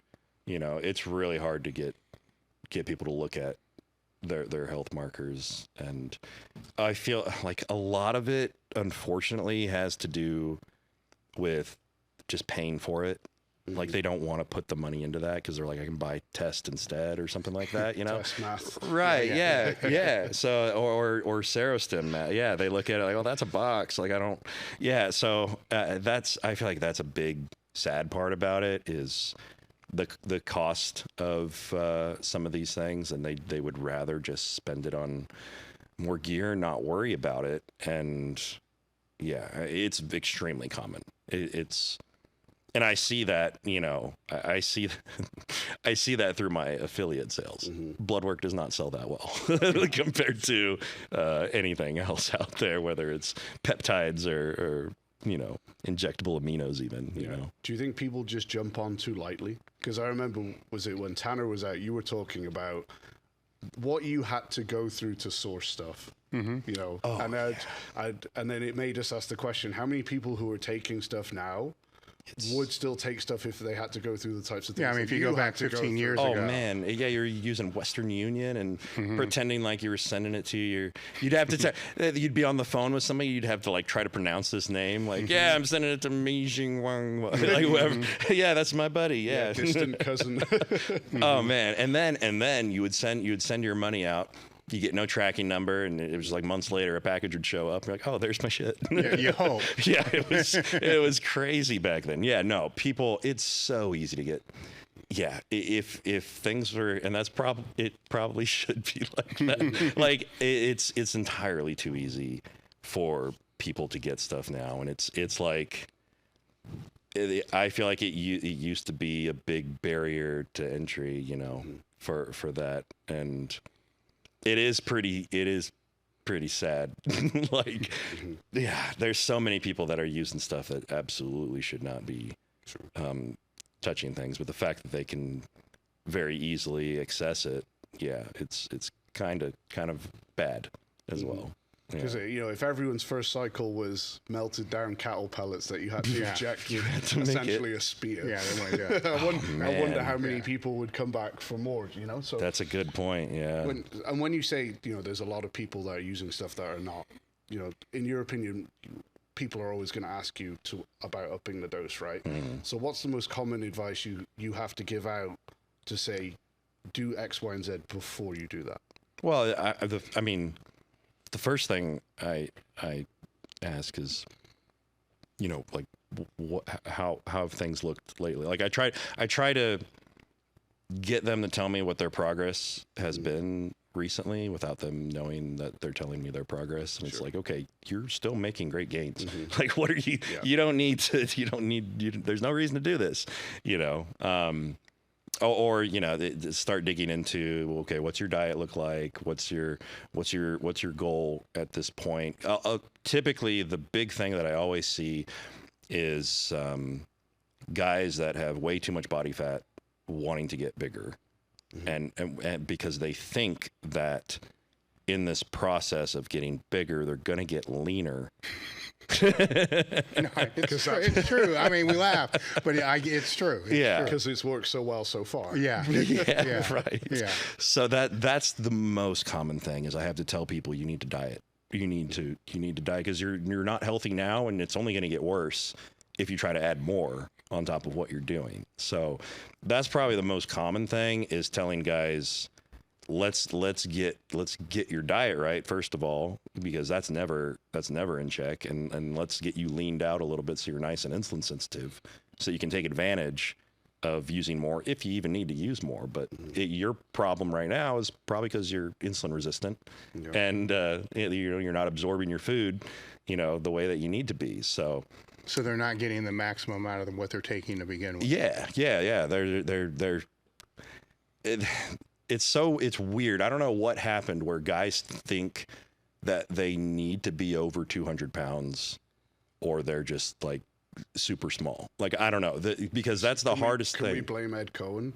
Is that what it was? If you're not at least 200 pounds, you're not a man. Did he say that? Because that's sticking with a lot of people. Because that's probably the most common thing is the guys that I talk to, they do not want to be less than 200 pounds, even though they only have like 150 pounds of lean mass. And it's just like, dude, you're not gonna get anywhere, in a bodybuilding like physique kind of sport type of way, if you're constantly with this much body fat on yourself. And you're gonna feel and look a whole lot better if you cut down and get rid of all the fluff, and then you'll grow better because you'll be more insulin sensitive at that point. So do you think a part of that is just misconception, as in maybe first off, people have probably double 50 to 100% more fat to lose than they think, and also if they are genuinely lean, like say sub 10%, most people are probably going to be shocked with how much space they actually take up. Yeah. As in how big they actually are volume wise when they are 8% or whatever. So do you think those just wreak havoc on people's perceptions? Oh yeah. And I was the same way. Like, guys think they have way more muscle than they actually have. Like even in 2021, like I did my first show, even I thought I had more muscle than I actually had, until I actually got to like Jordan Peters, what he thought was ready to go to a show. Because I was 12 weeks out. It was the leanest I'd ever been in my life. And I was like, holy shit, we got a long ways to go still. And like, because I cut from like 270 pounds in the morning of my show. I was 203, and I was like, oh my God, like I lost so much weight. But I was just like, well, I mean, this is what you actually have, left over. And guys just do not realize that at all. They think they're so much leaner than they really are. They think they have so much more muscle mass. And it's just like, if you look at it logically, like a lot of these guys don't understand how much you can actually hold as a natural, like when you're lean. And they're like, well, I've been on TRT for 3 years. I'm like, but that's not going to give you a massive amount of extra muscle. You still are going to have like 160 pounds of lean mass at, whatever height you are. So it's just,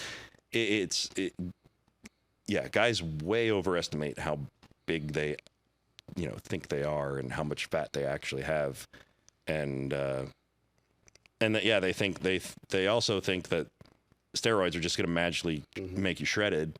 And you just need to be on gear for a little while, and the fat will melt away, and you'll get all muscular, and it'll be good.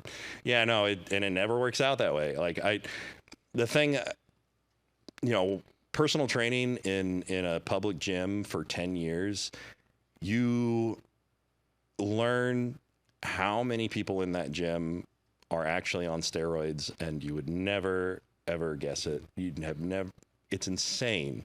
The number of people that I've learned, and it was just, and they never made progress, and they were always using something and always telling you about it, and it was just like, yeah, it's sad. The general population had any idea how many people were actually enhanced versus what they think. It's Justin insane. Came out with a crazy statistic. I can't remember what it was, but it was Justin like, Harris math. where he calculated. It was something. It was one out of every 5 people. It was something like that. Gym, at least. It's insane. And you would never guess it. And it's, I mean, that's how much.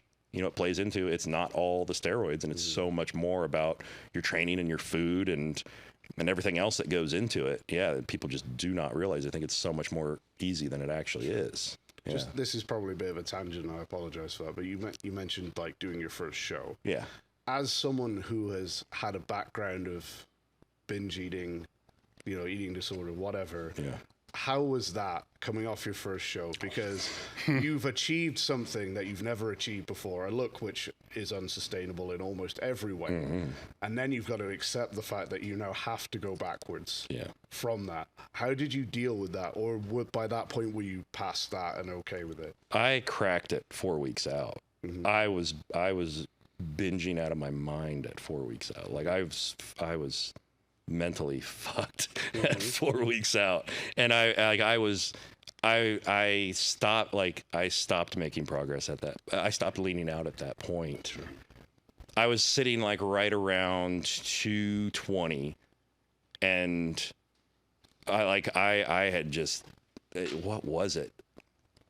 I was a rep for Redcon, and they sent me a box of their new bars, and it was just sitting on my counter, and I was like, I'll just have one, and that was the end of it. I ate the whole box, and then it was just like, okay, so it was a mess. So like from 4 weeks out all the way up until 1 week out, I got it back under control for peak week.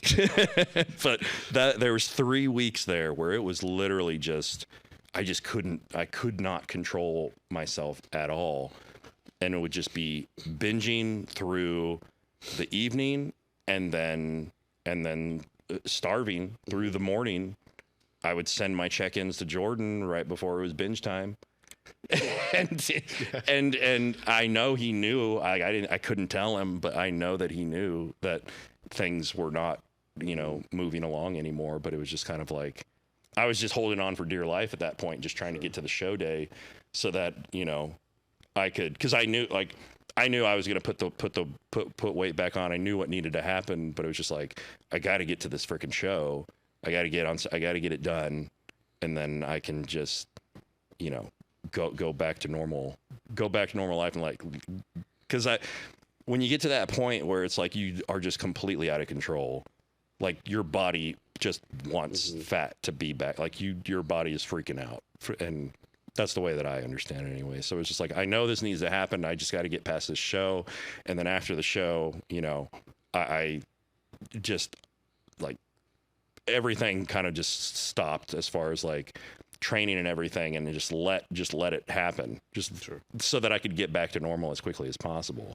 But yeah, it was rough, and that's why I haven't done one. It's been 3 years since I've done another one, because I just know, like, it's mentally, like, that's something for me that is just it's brutal, and that brings me to, like, my GLP-1 research, which has been amazing, because that's something that's always been an issue for me, like food and food focus, and always thinking about when the next meal is, and having an insatiable appetite, and throwing in one of these types of peptides has been really shocking in how much it just turns that off, and you don't even think about it. It's so weird how that's gone. And it's made me think, like, okay, if I can get maybe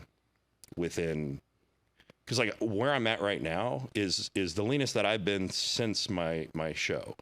And like right now I'm like 240 pounds, and I am not tracking macros at all. I'm not tracking calories at all. I'm not, I eat meat, and I'll throw in some carbs here and there, and but I'm making good progress, and I'm getting lean, and I'm like, okay, if I can do this and get within like maybe, I don't know, maybe like 4 weeks out of a show, maybe then I could just take like 4 weeks and push hard. Sure. And get into show shape and go on stage or something like that. So, doing another contest is not completely ruled out for me, but it has to be under the right conditions where it's like, I'm not gonna turn into a binge eating mess. Oh, sure. So yeah, it's that's a whole other thing that I've been digging into. My most recent endeavor really is looking at that kind of stuff. But I think that side doesn't get talked about enough, like how hard it, and we all know it's hard, but like actually having examples. You know, it's no one's going to turn around and say you lack determination or discipline, right?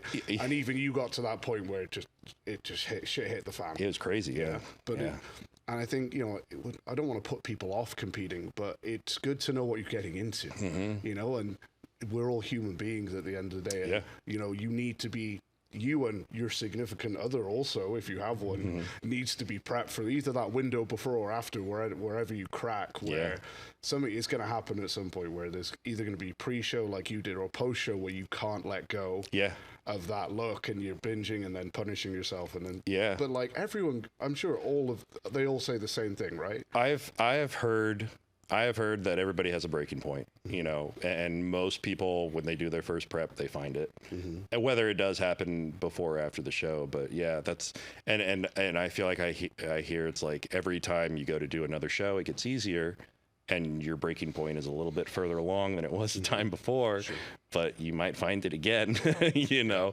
and it was just kind of like, I don't think that that's talked about enough at all. And I mean, it's definitely a part of the game that people don't realize is real, and it's for this game, it's pretty normal, you know, to be one of the people that, you know, have that.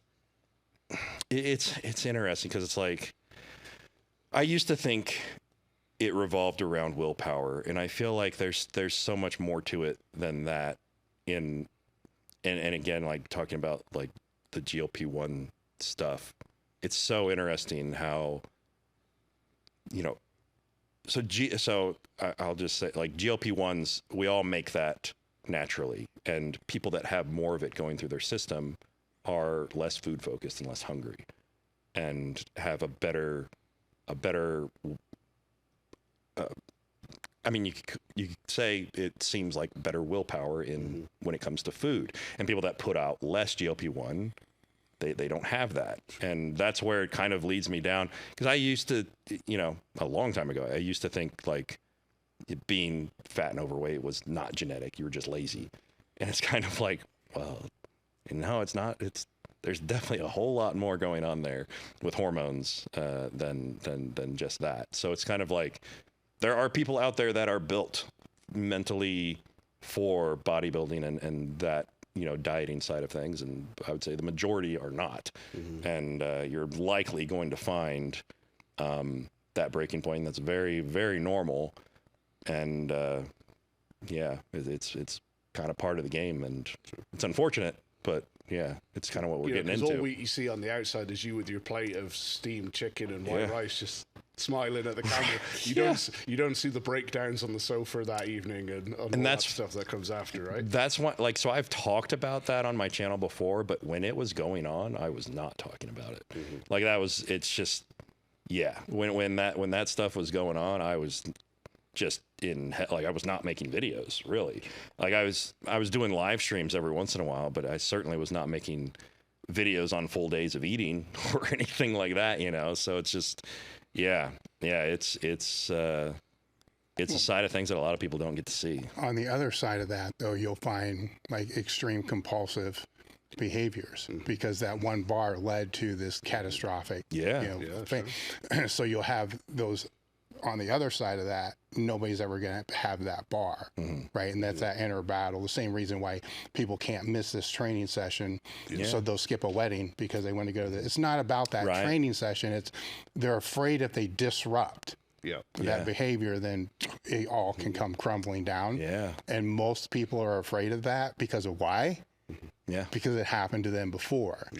Right. So they end up in this, you know, and the nutrition side might be able to be countered, you know, with the GLP-1, but there's still the other psychological side, you know, of this is a prep, this is all this, and I can't, and people will look and say, you're out of your mind, you know, you don't have a cookie, or you can't miss a workout, or whatever it is. And I don't think it's so much about that one cookie or that workout. It's the fear of what can happen, you know, with that. Yeah, obviously, because, I mean, you saw what happened once you ate that one bar. It was just the damn bro. It's a fucking protein bar, too. I know. I know, Could have been a box of donuts, at least. Or, it certainly led to that. It will lead to that. Oh, yeah, sure. But you would have had jaw ache by the end of that. Oh, yeah, no, it's crazy. Yeah. Yeah, that's true. So you've mentioned the GLP-1s a few times now. So I've got a whole list of peptides and ancillaries you've spoken about here, which we can touch on or not. Sure. But let's go down that route with the GLP-1s. Now, you seem to heavily favor retatrutide. Yes. So why is that, and how is it superior to the others? How has that experimentation looked, and what have you found, etc.? I mean, so the thing that is most common is people don't realize that there's a difference between all of them. They all have their own like subset of bits to them. So it's like Ozempic or semaglutide is just a GLP-1 agonist, which it basically activates the receptor that makes you feel full. It slows gastric emptying, and you know, the way that I like to say Ozempic or semaglutide works best is by making people just feel sick and they don't want to eat, and that's how it works really well. So then the next generation of that would be tirzepatide, or that was Mounjaro, or one of them that starts with a T something. I don't know. So there's tirzepatide, and it is basically, it's semaglutide. It has GLP-1, but it also has GIP in it, which it's like, what does that stand for? I can't even remember what exactly it stands for. But what it does is it makes insulin work better in your system. It makes like your organs and tissues, your muscles, more sensitive to insulin. So the GLP-1 is going to slow down the gastric emptying, and the insulin that you put out is going to be more effective at keeping your blood sugar under control. So that's what tirzepatide is. And then there's retatrutide. Retatrutide has those two in it, but then it also has glucagon in it. Sure. So glucagon, the thing that's really cool about that is that it is a fat oxidizer. So it basically liberates fat and burns fat at the same time as telling your liver to put out glycogen. So the reason I lean into retatrutide is because for bodybuilding specifically, like, it's going to have that glucagon going on, which is going to help burn more fat. And if you are if you're oxidizing fat, you're not going to be, breaking down muscle tissue because you're running on this fat that's floating through the system. You're not going to be taking glycogen from your muscles because you're already taking glycogen out of the liver and you've got fat floating around the system. So you're going to be burning more fat more often, but also because you've got, the liver is putting out its glycogen, it's also going to be burning fat off your liver, which for bodybuilding, you're reducing fatty liver disease at the same time, which a lot of us have and don't realize from, the orals and steroids and stuff that we take, like beating up the liver in that sense. So it's going to help clean your liver, and it's going to help keep you more insulin sensitive, and it's going to be burning more fat more often than the other ones. And when you start throwing in these other receptor agonists, they're going to prevent the nausea that the semaglutide puts off. So it's like, okay, you're going to be less sick, you're going to feel less, lethargic, you're going to be burning more fat, you're going to have a cleaner liver, and overall, it's like for bodybuilding specifically, like that sounds like a lot of wins for one deal. So those are like kind of like the main reasons. That, I mean, they've also found that it's reduced like protein in your urine. It helps your kidneys function better because there's these receptors specifically for GLP-1 all over in your body, all over in your organs, like everywhere. It's not just in your stomach where it slows down gastric emptying and makes you feel nauseous. So having that alone like in your system is going to be huge for bodybuilding specific purposes, I feel. I've been focusing more on that these last 6 to 8 weeks, and have seen a lot of great gains from that. I mean, so like I was talking earlier about, like, I did my my first like little cut there when I dropped the growth hormone. I went from like 280 down to 235, and then I bulked from 235 to 250 with the Ngenla experiment thing, and then from 255 cut down back to where I am now.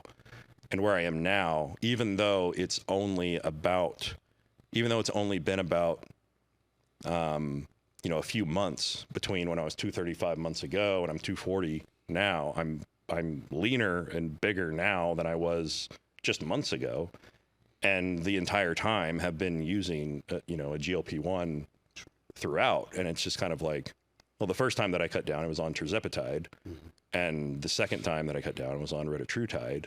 And it's just, I felt that this second time around, it's been way more productive as far as like my energy levels, and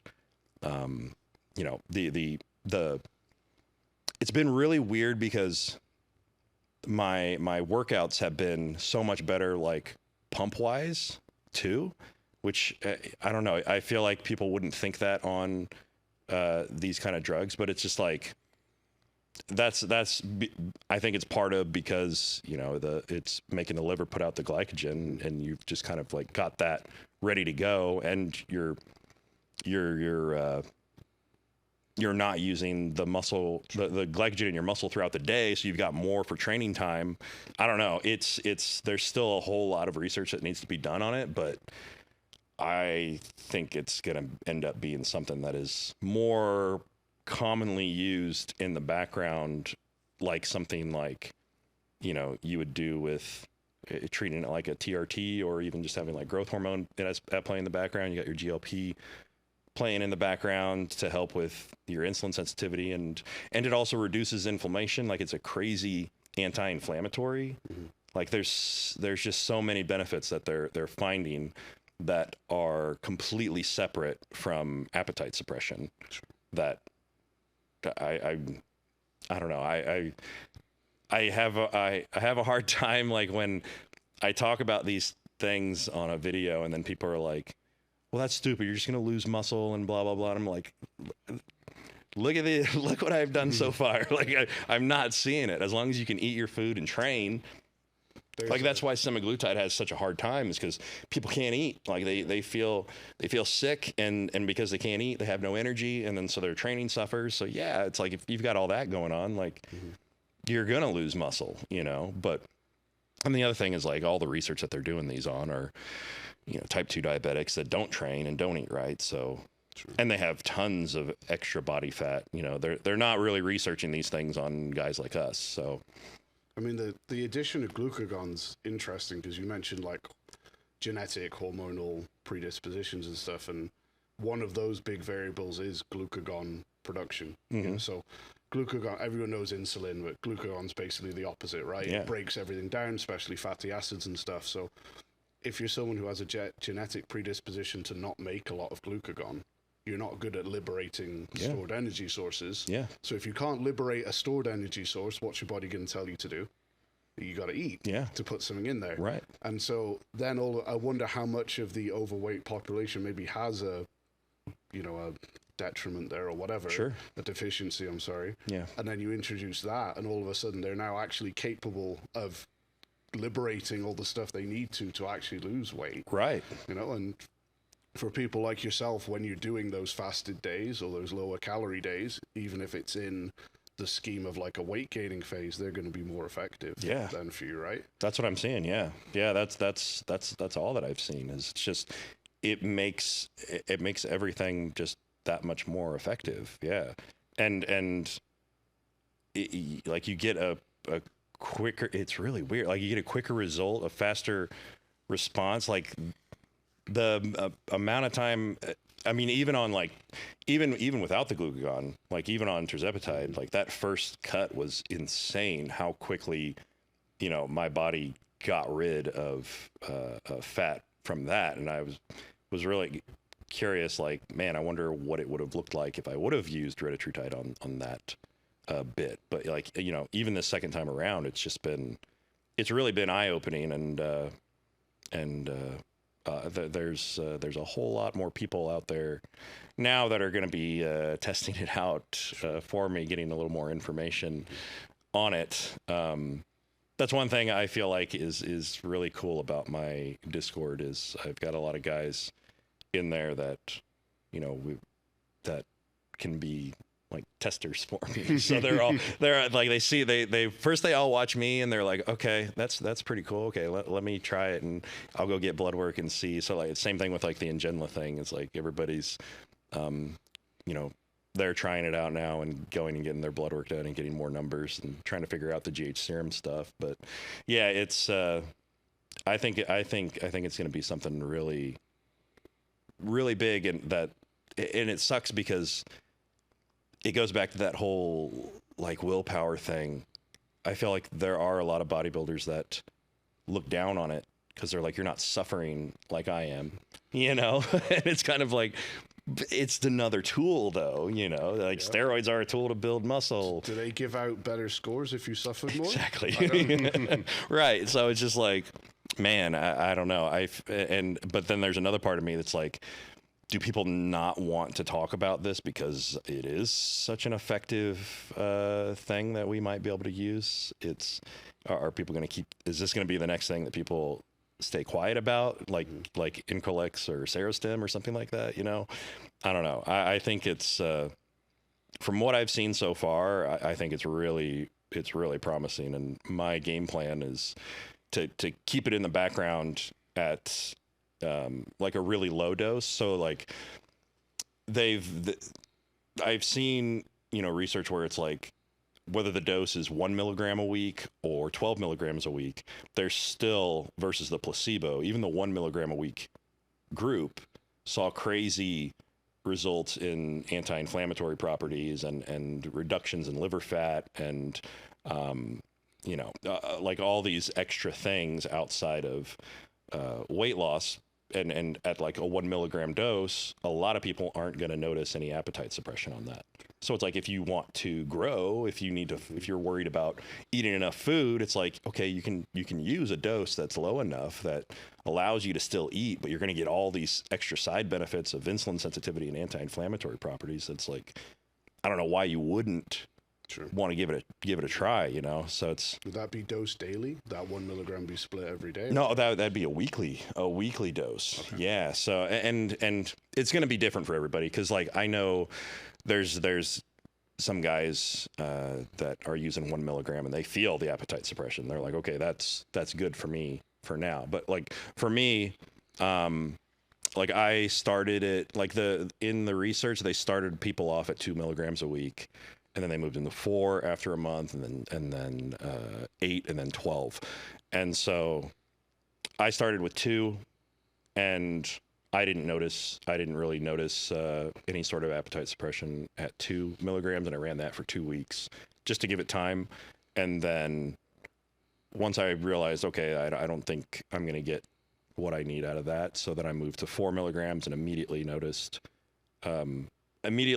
like the food noise in my head like shut off, and I just didn't care what I was going to eat, didn't care when I was going to eat it, and that was that. And I was like, okay, so 4 milligrams is good for me, and that's where I've been at for the last 5 weeks at this point.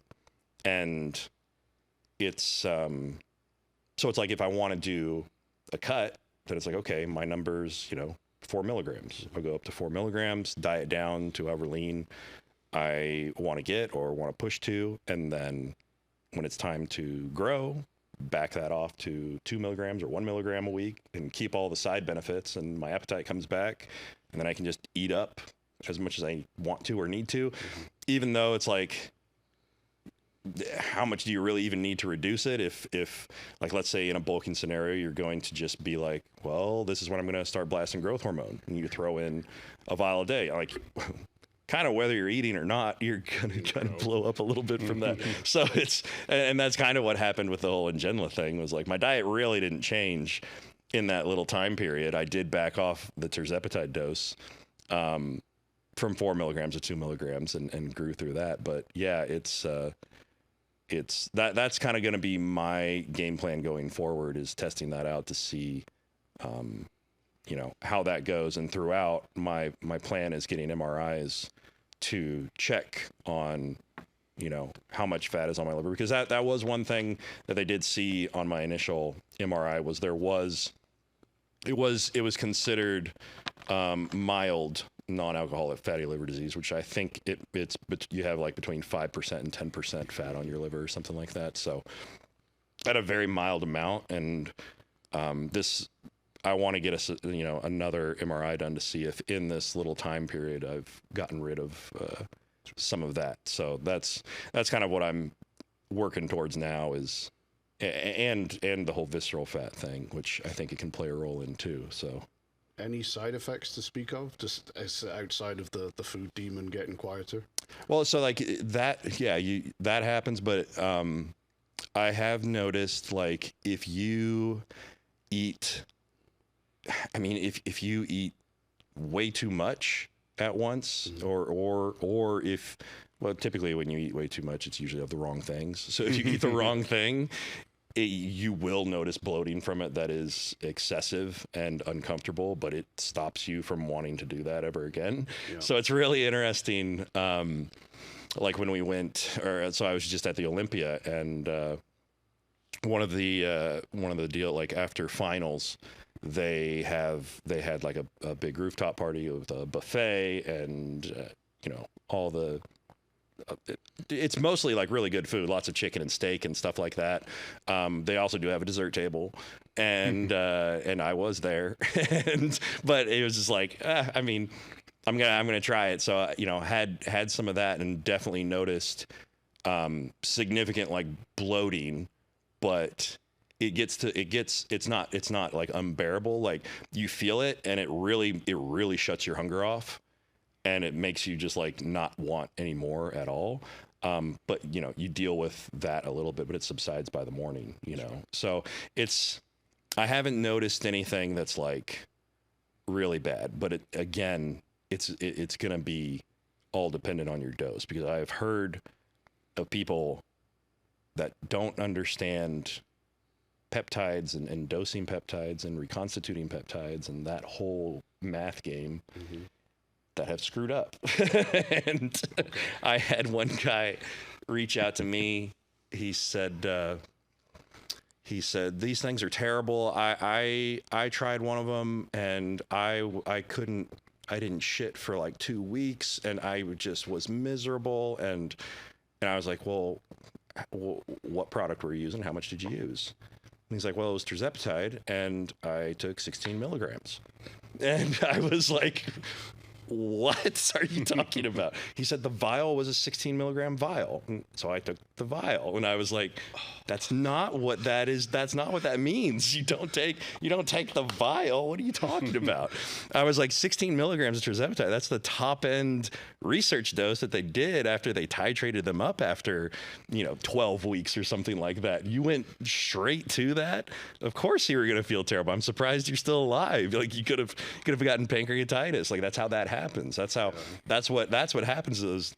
I think, a lot of those people is they just dose it completely wrong and don't understand, the whole idea of, reconstituting a peptide in a vial and dosing things out. So yeah, if you don't understand that and dose it improperly, like you're gonna have a real rough time.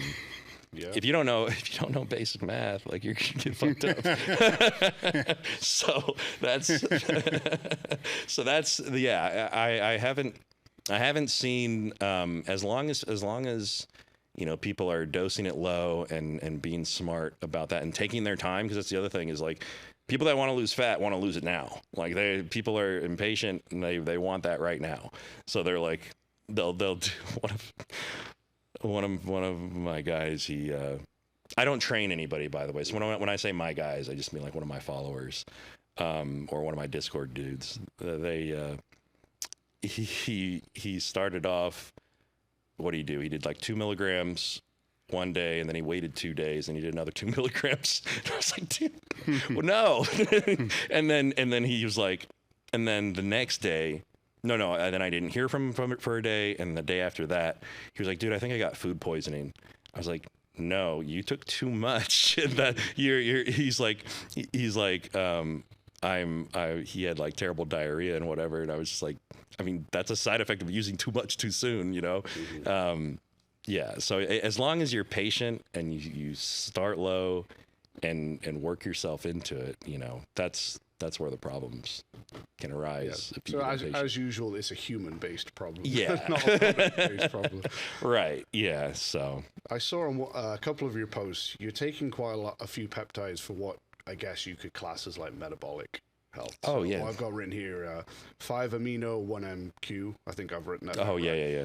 SLU PP332 and also SR9009. Yeah. So for those of us that don't know what those are, and I may have pronounced them wrong anyway, what purpose are those serving? Because you kind of group them together in your video of saying about kind of energy, metabolism, you know what I mean? So, but what are they kind of doing individually or mechanistically together, perhaps? I mean, synergistically, they're fat burning. I mean, the big one there is SLU PP332 is it's an exercise mimetic in that the way that it works is it basically tricks your body into thinking that it just trained.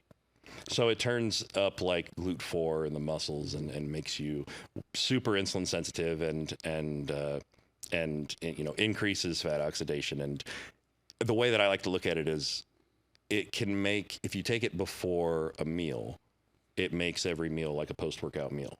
Okay. So it helps you know, absorb your meals a whole lot better, but at the same time it's increasing fat oxidation at the same time with SR9009. Like that one's more of like a stimulant kind of thing, along with the 5-amino 1-MQ. These are relatively new to me. I've been working with an amino company recently, and they're having me check out their stuff and try out their things. And so these are some new compounds for me to check out. But I have been using them for the last 6 weeks, and it's been a part of this cutting process for sure, alongside of the retatrutide deal. So there's a lot that I still don't know about them. I will say that I do not know everything about them, but from what I understand, they are they're part of my fat burning stack at this point, which I am about to ramp down for sure, because I've been leading into, you know, this last weekend for the booth and meeting everybody and getting lean for that. So these things, a lot of these things, because there's a lot of fat burners that have been at play for the last 16 weeks, leading all the way up to here, that are going to be turned way down over the next couple months. True. For sure. Which I have a video that I've been meaning to put out on that, going over those things, you know. Because what did I do? I put out a video talking about retatrutide and cutting on it, and my this last cut.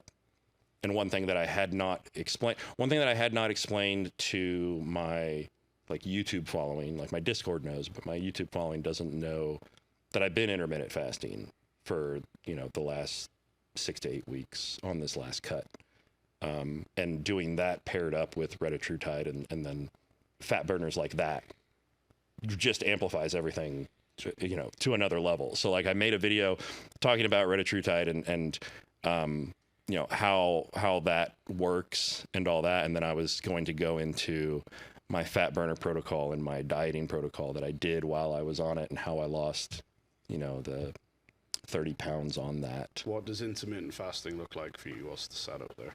I mean, it basically low. So for me, it's been not eating from a window, well, eating in a window from like 5 to 10 in the afternoons, and the rest of the time it's, you know, just doing my work, going to the gym, working, and And then when I come home, yeah, cooking some meals and having 2 to 3 meals in that 5-hour time span. But it's funny, it all kind of plays back into the whole disordered eating thing, because I'm very good at that. So it's but you find it easier not to think about food at all, right, than to think about having a little bit of food, or right, whatever. yeah. So that's it. I've gone back and forth with intermittent fasting over the last 20 years, and it's like when I'm, because I do have periods where it's like, yeah, I'll be doing 6 meals a day, living more like a bodybuilder. But yeah, it's just like in times when it's like I'm really motivated to work and getting busy in that sense, like it's so much easier to just not pack any food, and not have to stop what you're doing to go eat again. And the fact that I, haven't really seen, like, I know I could definitely hold more muscle if I was eating more often and doing all that. I do think that for bodybuilding specifically, like eating 6 meals a day is definitely more conducive to that. But for what I'm trying to do and my business, it's like, this is definitely more sustainable and easier for me to get my job done. So, yeah. What about L-carnitine then? Because that's one that more people will know about. It's becoming more well-known, more widely used. Yeah. What effects are you seeing from that, or have you seen from that, or applications do you see? I'm a big fan of carnitine. Carnitine, I've been using that since I learned about that in 2021 during my contest prep. And it is sadly one of those things that I feel that the more that you take, the more of an effect you do actually get out of it. And I've personally injected up to 3,500 milligrams of carnitine a day, which it's wild, man. Like when you start, like 5 or 6 mil. Even? Yeah. No, I mean, I really like carnitine. Like nowadays I keep it around 600 and just let it play in the background. But, yeah, it's, like so my original like look into that was looking at, I think what like really put it on my radar was the Nike Oregon Project got in trouble for using this at high dosages IV for their marathon runners, and they were using they were IVing it like a lot, like doing a liter of it. Of course, it was diluted down, but still, it was a shitload, and they saw a crazy endurance benefit from it. And that's when I was kind of like, okay, well, this is interesting. Let me give that a try. And except I only found that it dosed at 200 milligrams per milliliter. And I was like, well, this is a really low dose. That's not, you got to inject a lot of that. So I, started off playing with that and noticed absolutely, an immediate endurance benefit where you feel like you can just kind of keep training, which leads to a lot more sweating, but in general, it does just make you sweat more. But the big thing that I noticed was that as you ramped up the dose, you would get a mental, like a weird mental boost, like a euphoric, like your mood would be improved. And it was I remember it like clearly. I was making a video. I was walking to the gym. I was holding my camera out in front, talking to the camera. And I had just done like 3,000 milligrams of it. And I was like, I feel really fucking good right now. Like I was just so happy and just like walking with my camera and talking. And I just, you get like such a great mood boost out of that. But it's just like the endurance capabilities, the energy that you get out of it, and the pumps that you get out of it have been. It's one that I think that could be utilized as often and as long as and keeping it in as much as like people would do creatine. Mm-hmm. How it's just like it should be an essential part of if you train, you take creatine.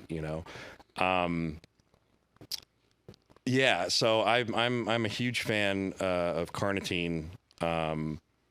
and ended up, because you could really only find it at 200 milligrams per milliliter, I ended up making my own at 600 milligrams per milliliter. And that has been something that's been a staple of mine for the last 3 years. And yeah, I mean, that's something that most of the people that follow me definitely take and have reported back their ideas on it as well. And it all pretty much lines up. We all found that the more that we take, the more that we like it. And on average, most people that I know that are using it are doing it between like 1,000 and 1,200 milligrams of it a day. In, the 1,000 people that talk to me about it. I mean, there's a lot. But yeah, but I would say like the minimum dose is like 400 to 600, just to like have it play in the background as a fat metabolizer.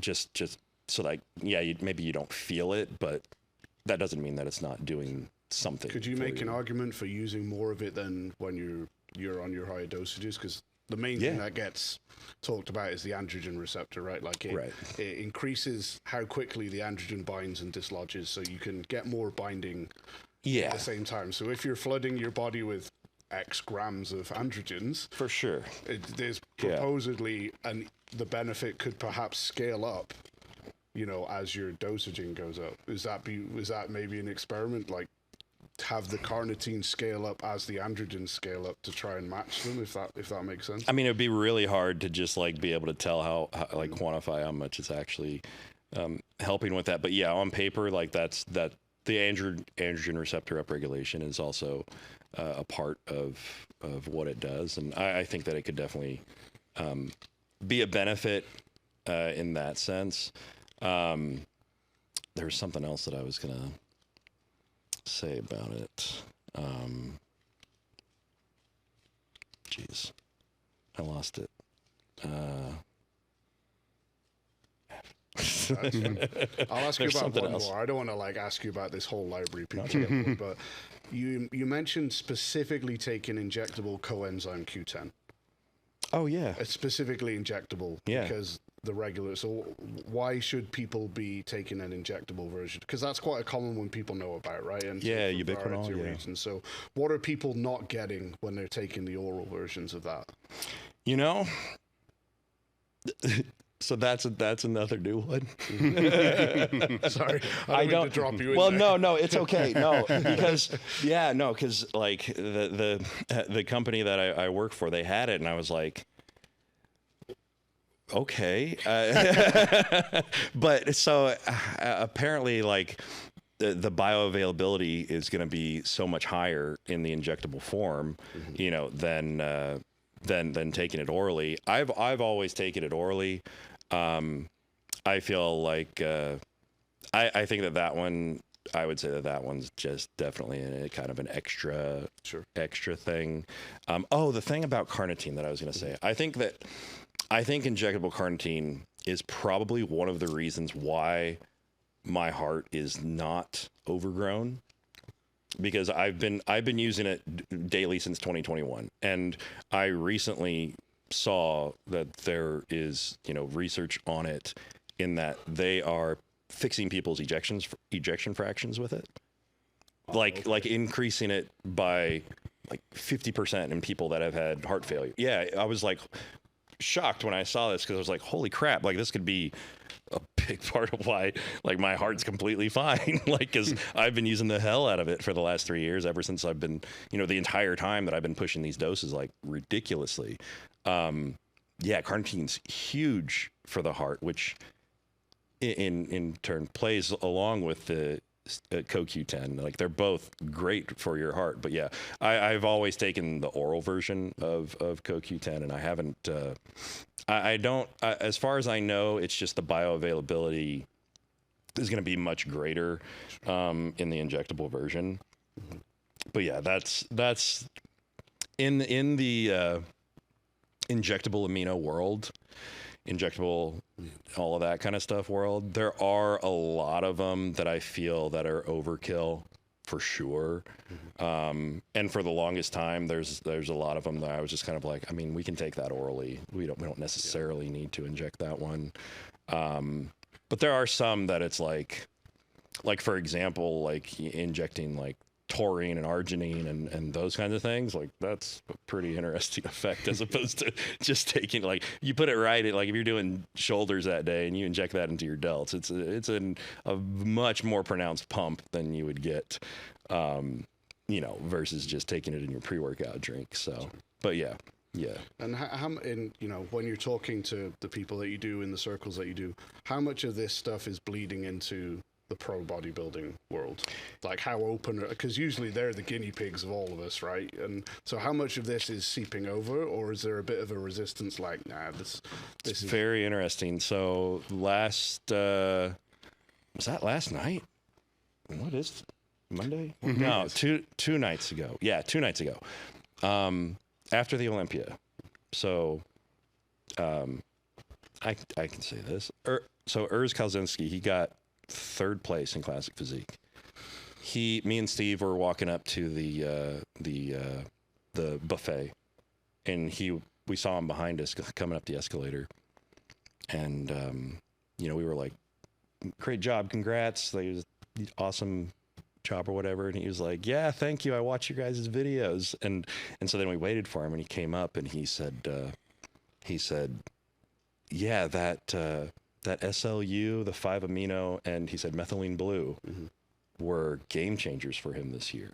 And I when he said that, I was not ready to hear that, but I was just like, "Wait, really? You, yeah, like you guys are like trying this stuff?" I didn't expect. I figured like this is kind of like stuff that we just like fool around and test with at like my level, but he was apparently it is. They are utilizing these things at the high level, and he definitely vouched for it. So I thought that was pretty cool, that they're checking this kind of stuff out as well. So the methylene blue thing he mentioned, I have not tried yet, but it's on my radar for sure. I don't know if you've messed with that at all. Not personally, but Steve made a video on that. Steve, yeah, Steve's using it. Yeah, he says it's great. Like, you know, synergistically pairs up very well with these other things. But yeah, I thought it was really cool that, you know, somebody that just got top 3 was like, these made a big difference. I'm glad you made these videos talking about them, because I wouldn't have known about them, you know, without that. So, well, why wouldn't you? Like, in that scenario, if it gives you 1%, yeah, is that could be the difference for him between being 3rd, being 5th, or, you know, whatever it might be. Right.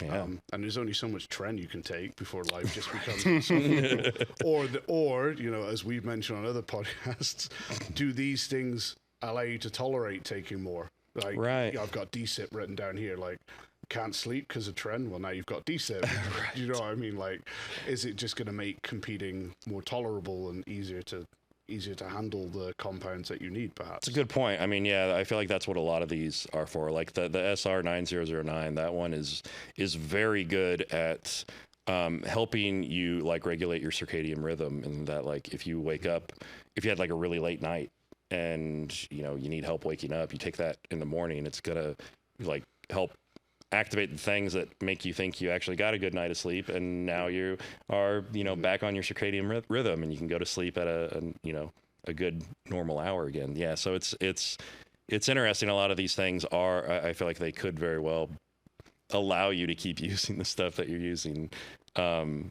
without so much of the negatives. Yeah. Trend specifically like screws up a lot of those. So yeah, that's a good observation. Yeah. No. Were there any topics that you wanted to go over we didn't bring up? Like I said, I couldn't even remember what I like wrote. Well, I do. I do want to touch on training a little bit. Okay. You know, so over your time just in the training, what are some of the things that you have found that helps, or things that you've eliminated, or even through your group? Because a lot of this is more chemically related that we talked about, right? So we're making broad assumptions that the training's kind of on point, and we already know the nutrition should be on point, but it's not, right? Where the training probably has a little bit more flexibility to not be on point. Yeah. But yeah, where are you seeing, what have you learned, or where are you seeing people make their mistakes? Not training hard enough. Yeah. How would you define that? You know, I would like to see people pushing for failure more often. Not that they would actually know what real failure is, but just so that they learn how to just push themselves a little bit harder. Because you know, going back to my Discord, we have like a training section where people post their lifts, and you know, like the new people, they're or people that think that they're not new, they'll post a set, and it's like they'll be doing their set, and then they set it down. It's like, but you were done. That was it. That was the set. That was a hard set. Is that it? So I think that's a really big part of it. Is people don't know how to train as hard anymore, and I feel like a lot of it has to do with people overanalyzing their form a little too much, and trying to focus a little too much on like being strict.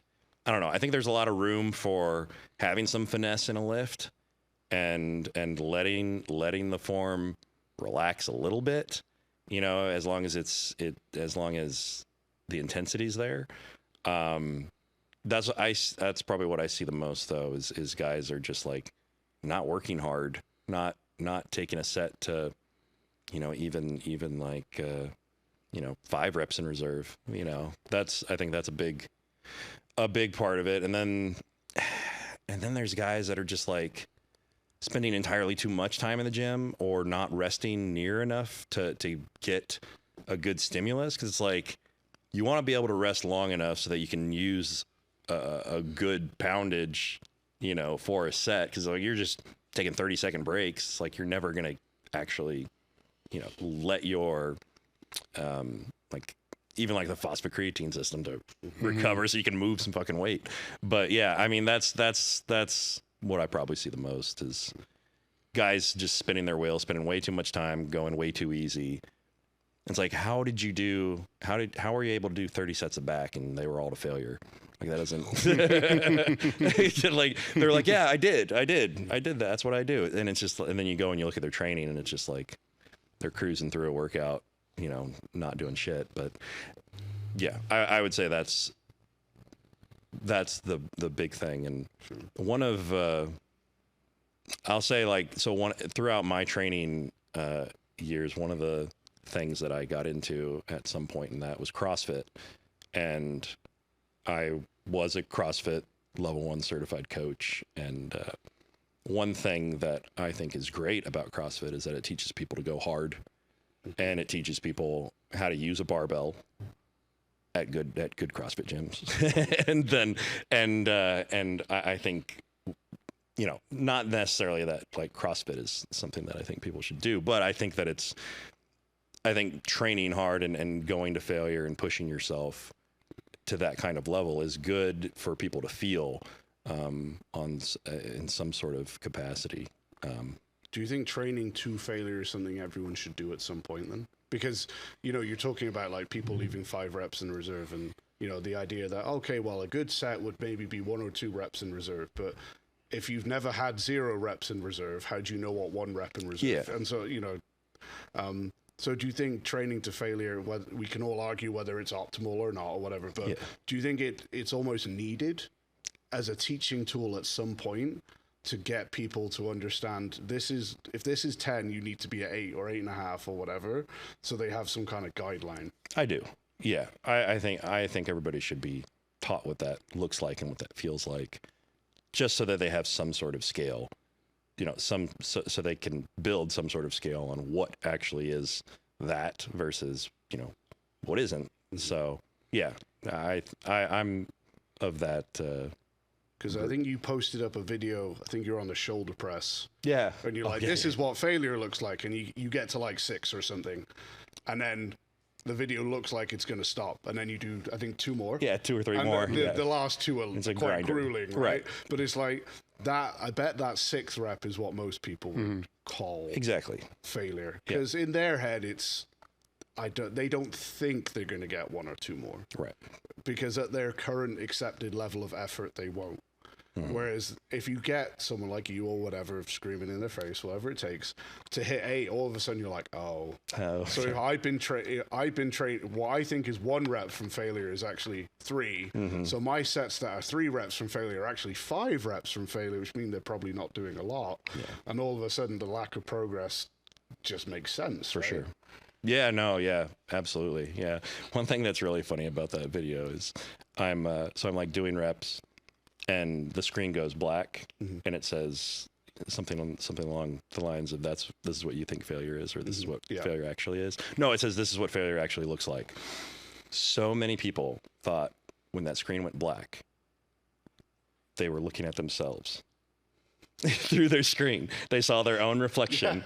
They thought they thought that was it. They were like, I'm failure. Now, so many thought that that's what that video was. But then it started playing again, and they're like, oh, I'm not a failure. That's my insecurity. I was like, whoa. Yeah. I was like, oh, that's another level. Yeah. That's trolling right there at its finest. I know. I was like, that's pretty good. Yeah, that was pretty funny. But when we had Justin Harris out, he made a statement that me and Dave probably broadly agreed with, I would say, that bodybuilding hasn't improved that much since the 90s. What would your take be on that statement? Obviously, having just been to the Olympia and seen the cream of the crop of this year, and I mean this in no disrespectful way to anyone who's just competed, but looking over that time frame, how would you say it has progressed? Has it been significant, so on and so forth? I mean, I wouldn't. It's just like the amount that maybe it's progressed is just small percentage points. And I think that the things that maybe have progressed is like how more efficiently someone can get into shape, with like their dieting or things like that. I mean, like utilizing things like this, how much more effective it is, how quicker and easier guys can get, in shape for the stage. But as far as like the overall bodybuilding in general, I mean, Justin said he didn't think, right? Yeah, he said he didn't believe bodybuilding has really improved that much. Yeah, I don't think it. Yeah, I mean, I would have to agree. Like, it really hasn't. It really, it's kind of like it'd be really marginal. Yeah, like, because I feel like there's almost like a big step back in bodybuilding when guys were just so big everywhere, like their waists as well. Like they kind of like got away from the art of bodybuilding, I feel. But yeah, overall, if it is, like, I would say it's very marginal, and it has more to do with how easy it is to either get ready for the stage. But yeah, not much. So in your head, perhaps then, the type of experiments that you're doing, maybe the type of education you're putting out, Steve is putting out, etc., could those hopefully perhaps be a catalyst for an improvement? Like you mentioned, that competitor coming up to you and saying about methylene blue being a game changer, etc. If all of a sudden the whole talent pool start doing all this stuff that maybe is new information, could that maybe be the next mini step forward for bodybuilding, do you think? I mean, I think that it could be, yeah. But yeah, has it yet? Yeah, I don't. I think it's moving very slow.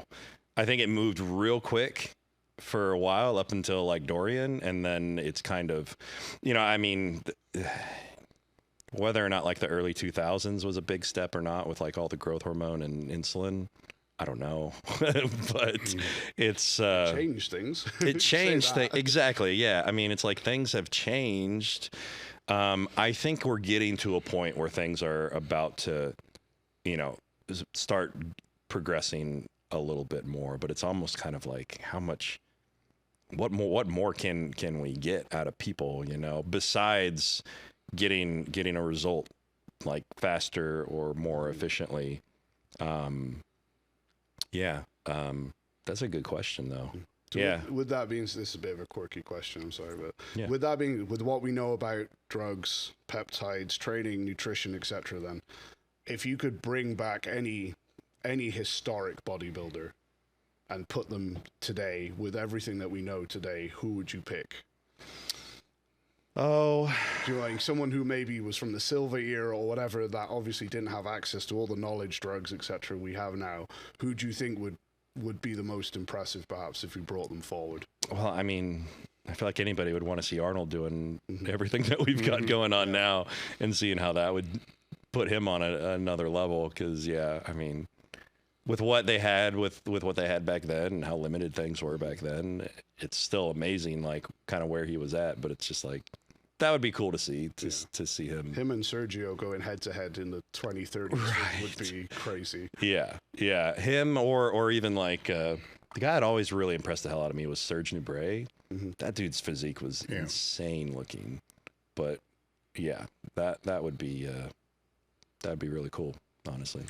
I've only got one more, and this is a bit of a tangent, which probably both of you can have some input on. So, like, this might come up in your Discord group and with the people that you talk to quite often. Statements such as, "Don't go and take X drug unless you're going to be competing at national level," or "Don't do X dosages unless you're going to achieve." So, and we'll hear saying things like, "Don't do a weight cut unless it's going to be an all-time world record," right? But caveat to that, for some people, their very upper limit might be a local show or a national show where they finish fifth. That might be the absolute upper limit of their genetic potential, or, you know, a state record might be. So then the question becomes, who are we to decide how important someone's goals are? Does that make sense? So, you know, when those conversations come up, if, you know, say a 500-pound squat really is a lifetime achievement for you, and takes 10, 12 years worth of work, who are we to say, well, you shouldn't go on test because it's only a 500-pound squat or it's only a national show? And then how do you balance that with just stopping people doing stupid shit, you know, to like taking tests for their first month in the gym? Yeah. Do you go? There's a balance there somewhere, right? That's a good question. Yeah. Man. Yeah, I mean, who are we to say? Yeah, well, it's just like, God, it depends on like what exactly they're going after, though. It's but so then do you have to look at other metrics, right? Like we're not looking, if the end goal can't be the metric, then it becomes, well, what are they doing? Are they doing everything right? How long have they been doing things right for? Have they earned the right to maybe take the next step, if you get one? I mean, I think that probably plays the biggest role there, is like, how long have you been going at this for it to be worth, you know? Yeah, because it's like somebody that's like naturally just super strong, you know, and say, sure, 500-pound squat or whatever is the goal, but they haven't been training that long, but they're almost already there. It's like, well, I could just take D-ball before this and I'll probably get it, right? In those kind of cases, then, yeah, you would definitely have to look into, you know, how long have you been training and all this and that. Like, you're going to get it anyway eventually without the D-ball or not, you know? Sure. So, yeah, I mean, you would definitely have to look at the bigger picture there, but... Jaden brought up a good example a couple of weeks ago. Jaden's IFBB pro, trains here. Okay. Newly IFBB pro, congrats and all that. And he mentioned a bodybuilder he knows that has been competing, I think he said, for like 15 or 20 years. And he got his pro card at his last comp. And that's him done. Yeah. It's like, I just wanted to show that I could get a pro card. Yeah. And now he's done, I think he's in his early 40s or something like that. So, like, to him, that was the absolute pinnacle of his whole career. So, you know, if he wants to take a vial of Serostim a day, then, because if he's been doing everything right for 10 or 15 years and that's just where he's at, I'd say he could do whatever he wants at that point. Yeah, absolutely. Yeah. I mean, I think, and it goes, I feel like I'm leaning hard into like how long they've been trying. Yeah. I mean, because like a new person, that's what I feel like I turn those people away more than anything to doing anything that I've ever done is, like, you have zero experience and you're going after this goal and you're just getting started. Like, I think that probably is the thing that weighs the most on what I would say you would be allowed to use and push, you know. But if you're somebody that has a significant amount of experience like that, you know, and you're going for a goal that's like that, I would say that do what you got to do. Have at it. You know, yeah, exactly. Yeah, that's interesting. That's a good one. Yeah, because I just think that gets said almost without thinking, like, oh, that goal isn't worthy of X, Y, and Z. Yeah. Don't know that, like you said, that could be the absolute upper limit for that person. So who am I to say you don't deserve that? You know. Yeah. Well, my perspective would be, we're not anybody to say what anybody can. I mean, they can do whatever they want to do. I mean, with that being said, it would be like with anything, they need to understand what the pros and cons of what they're doing is. Right. So if we're talking about any kind of compound, let's just assume a scale of 1 to 10, and 10 is dead. Right. Well, most people aren't going to die. Right. But do they understand what the 9, 8, and 7 are? So they know what the trade-off is. Even if it's just them starting a business, do they understand that if they're starting a business, that's not 40 hours a week. It may be 80 hours a week. It's more stress than it is reward. Opening a gym. You know, opening a gym. You know, whatever it's going to be. Do they fully understand what that is? Yeah. And you know, that's where mentors and all that can come in, because they can show them what the reality of this is, because the internet and social media won't show the reality. It will show the highlight reels, you know, where somebody else can come in and say, well, you know, my first cycle, I was bloated as fuck, felt like shit, and all the other. So they start to see a little bit of what that is. Then they can make their decision, which is a little bit more educated than not being educated at all. You know, because some, like you said, some people's upper limit, not everybody's going to be a pro. There's a reason for that. Yeah.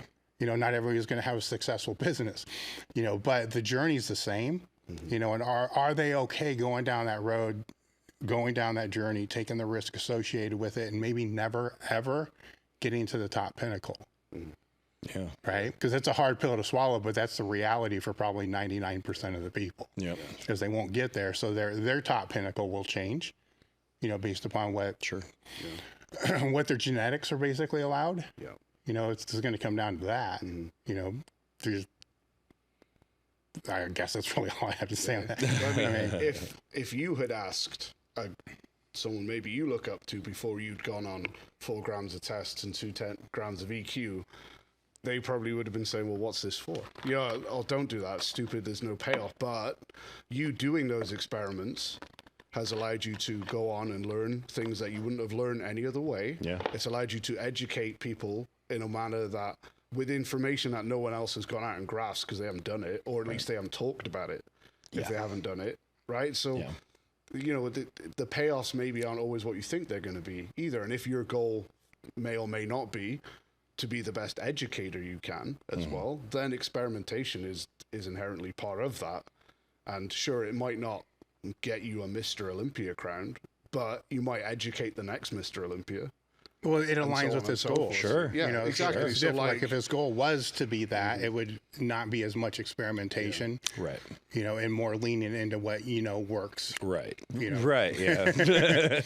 Yep. Because a lot of these experiments don't work. Right. A lot of it is not at all. Yeah. That's experiment. Right. Yeah, that's good. How can people go about finding you? I mean, my YouTube channel, Chase Irons, is my name on there, and Instagram is just at Chase Irons. My website is chaseironsfitness.com. Yeah, you Google Chase Irons, and you will find everything about me, basically. So very cool. All links are in the description. I want to thank you for coming out. Yeah, thanks for having me again, and we're done. Awesome. The only thing that I knew that I enjoyed in life was training. Yeah. And everybody has an exercise science degree. I looked at how saturated that field was, and I didn't think that I could be a whole lot different. It's not that it doesn't matter, but it's that as long as you have the intensity behind it, that's what makes the difference. It's not as much the specific movement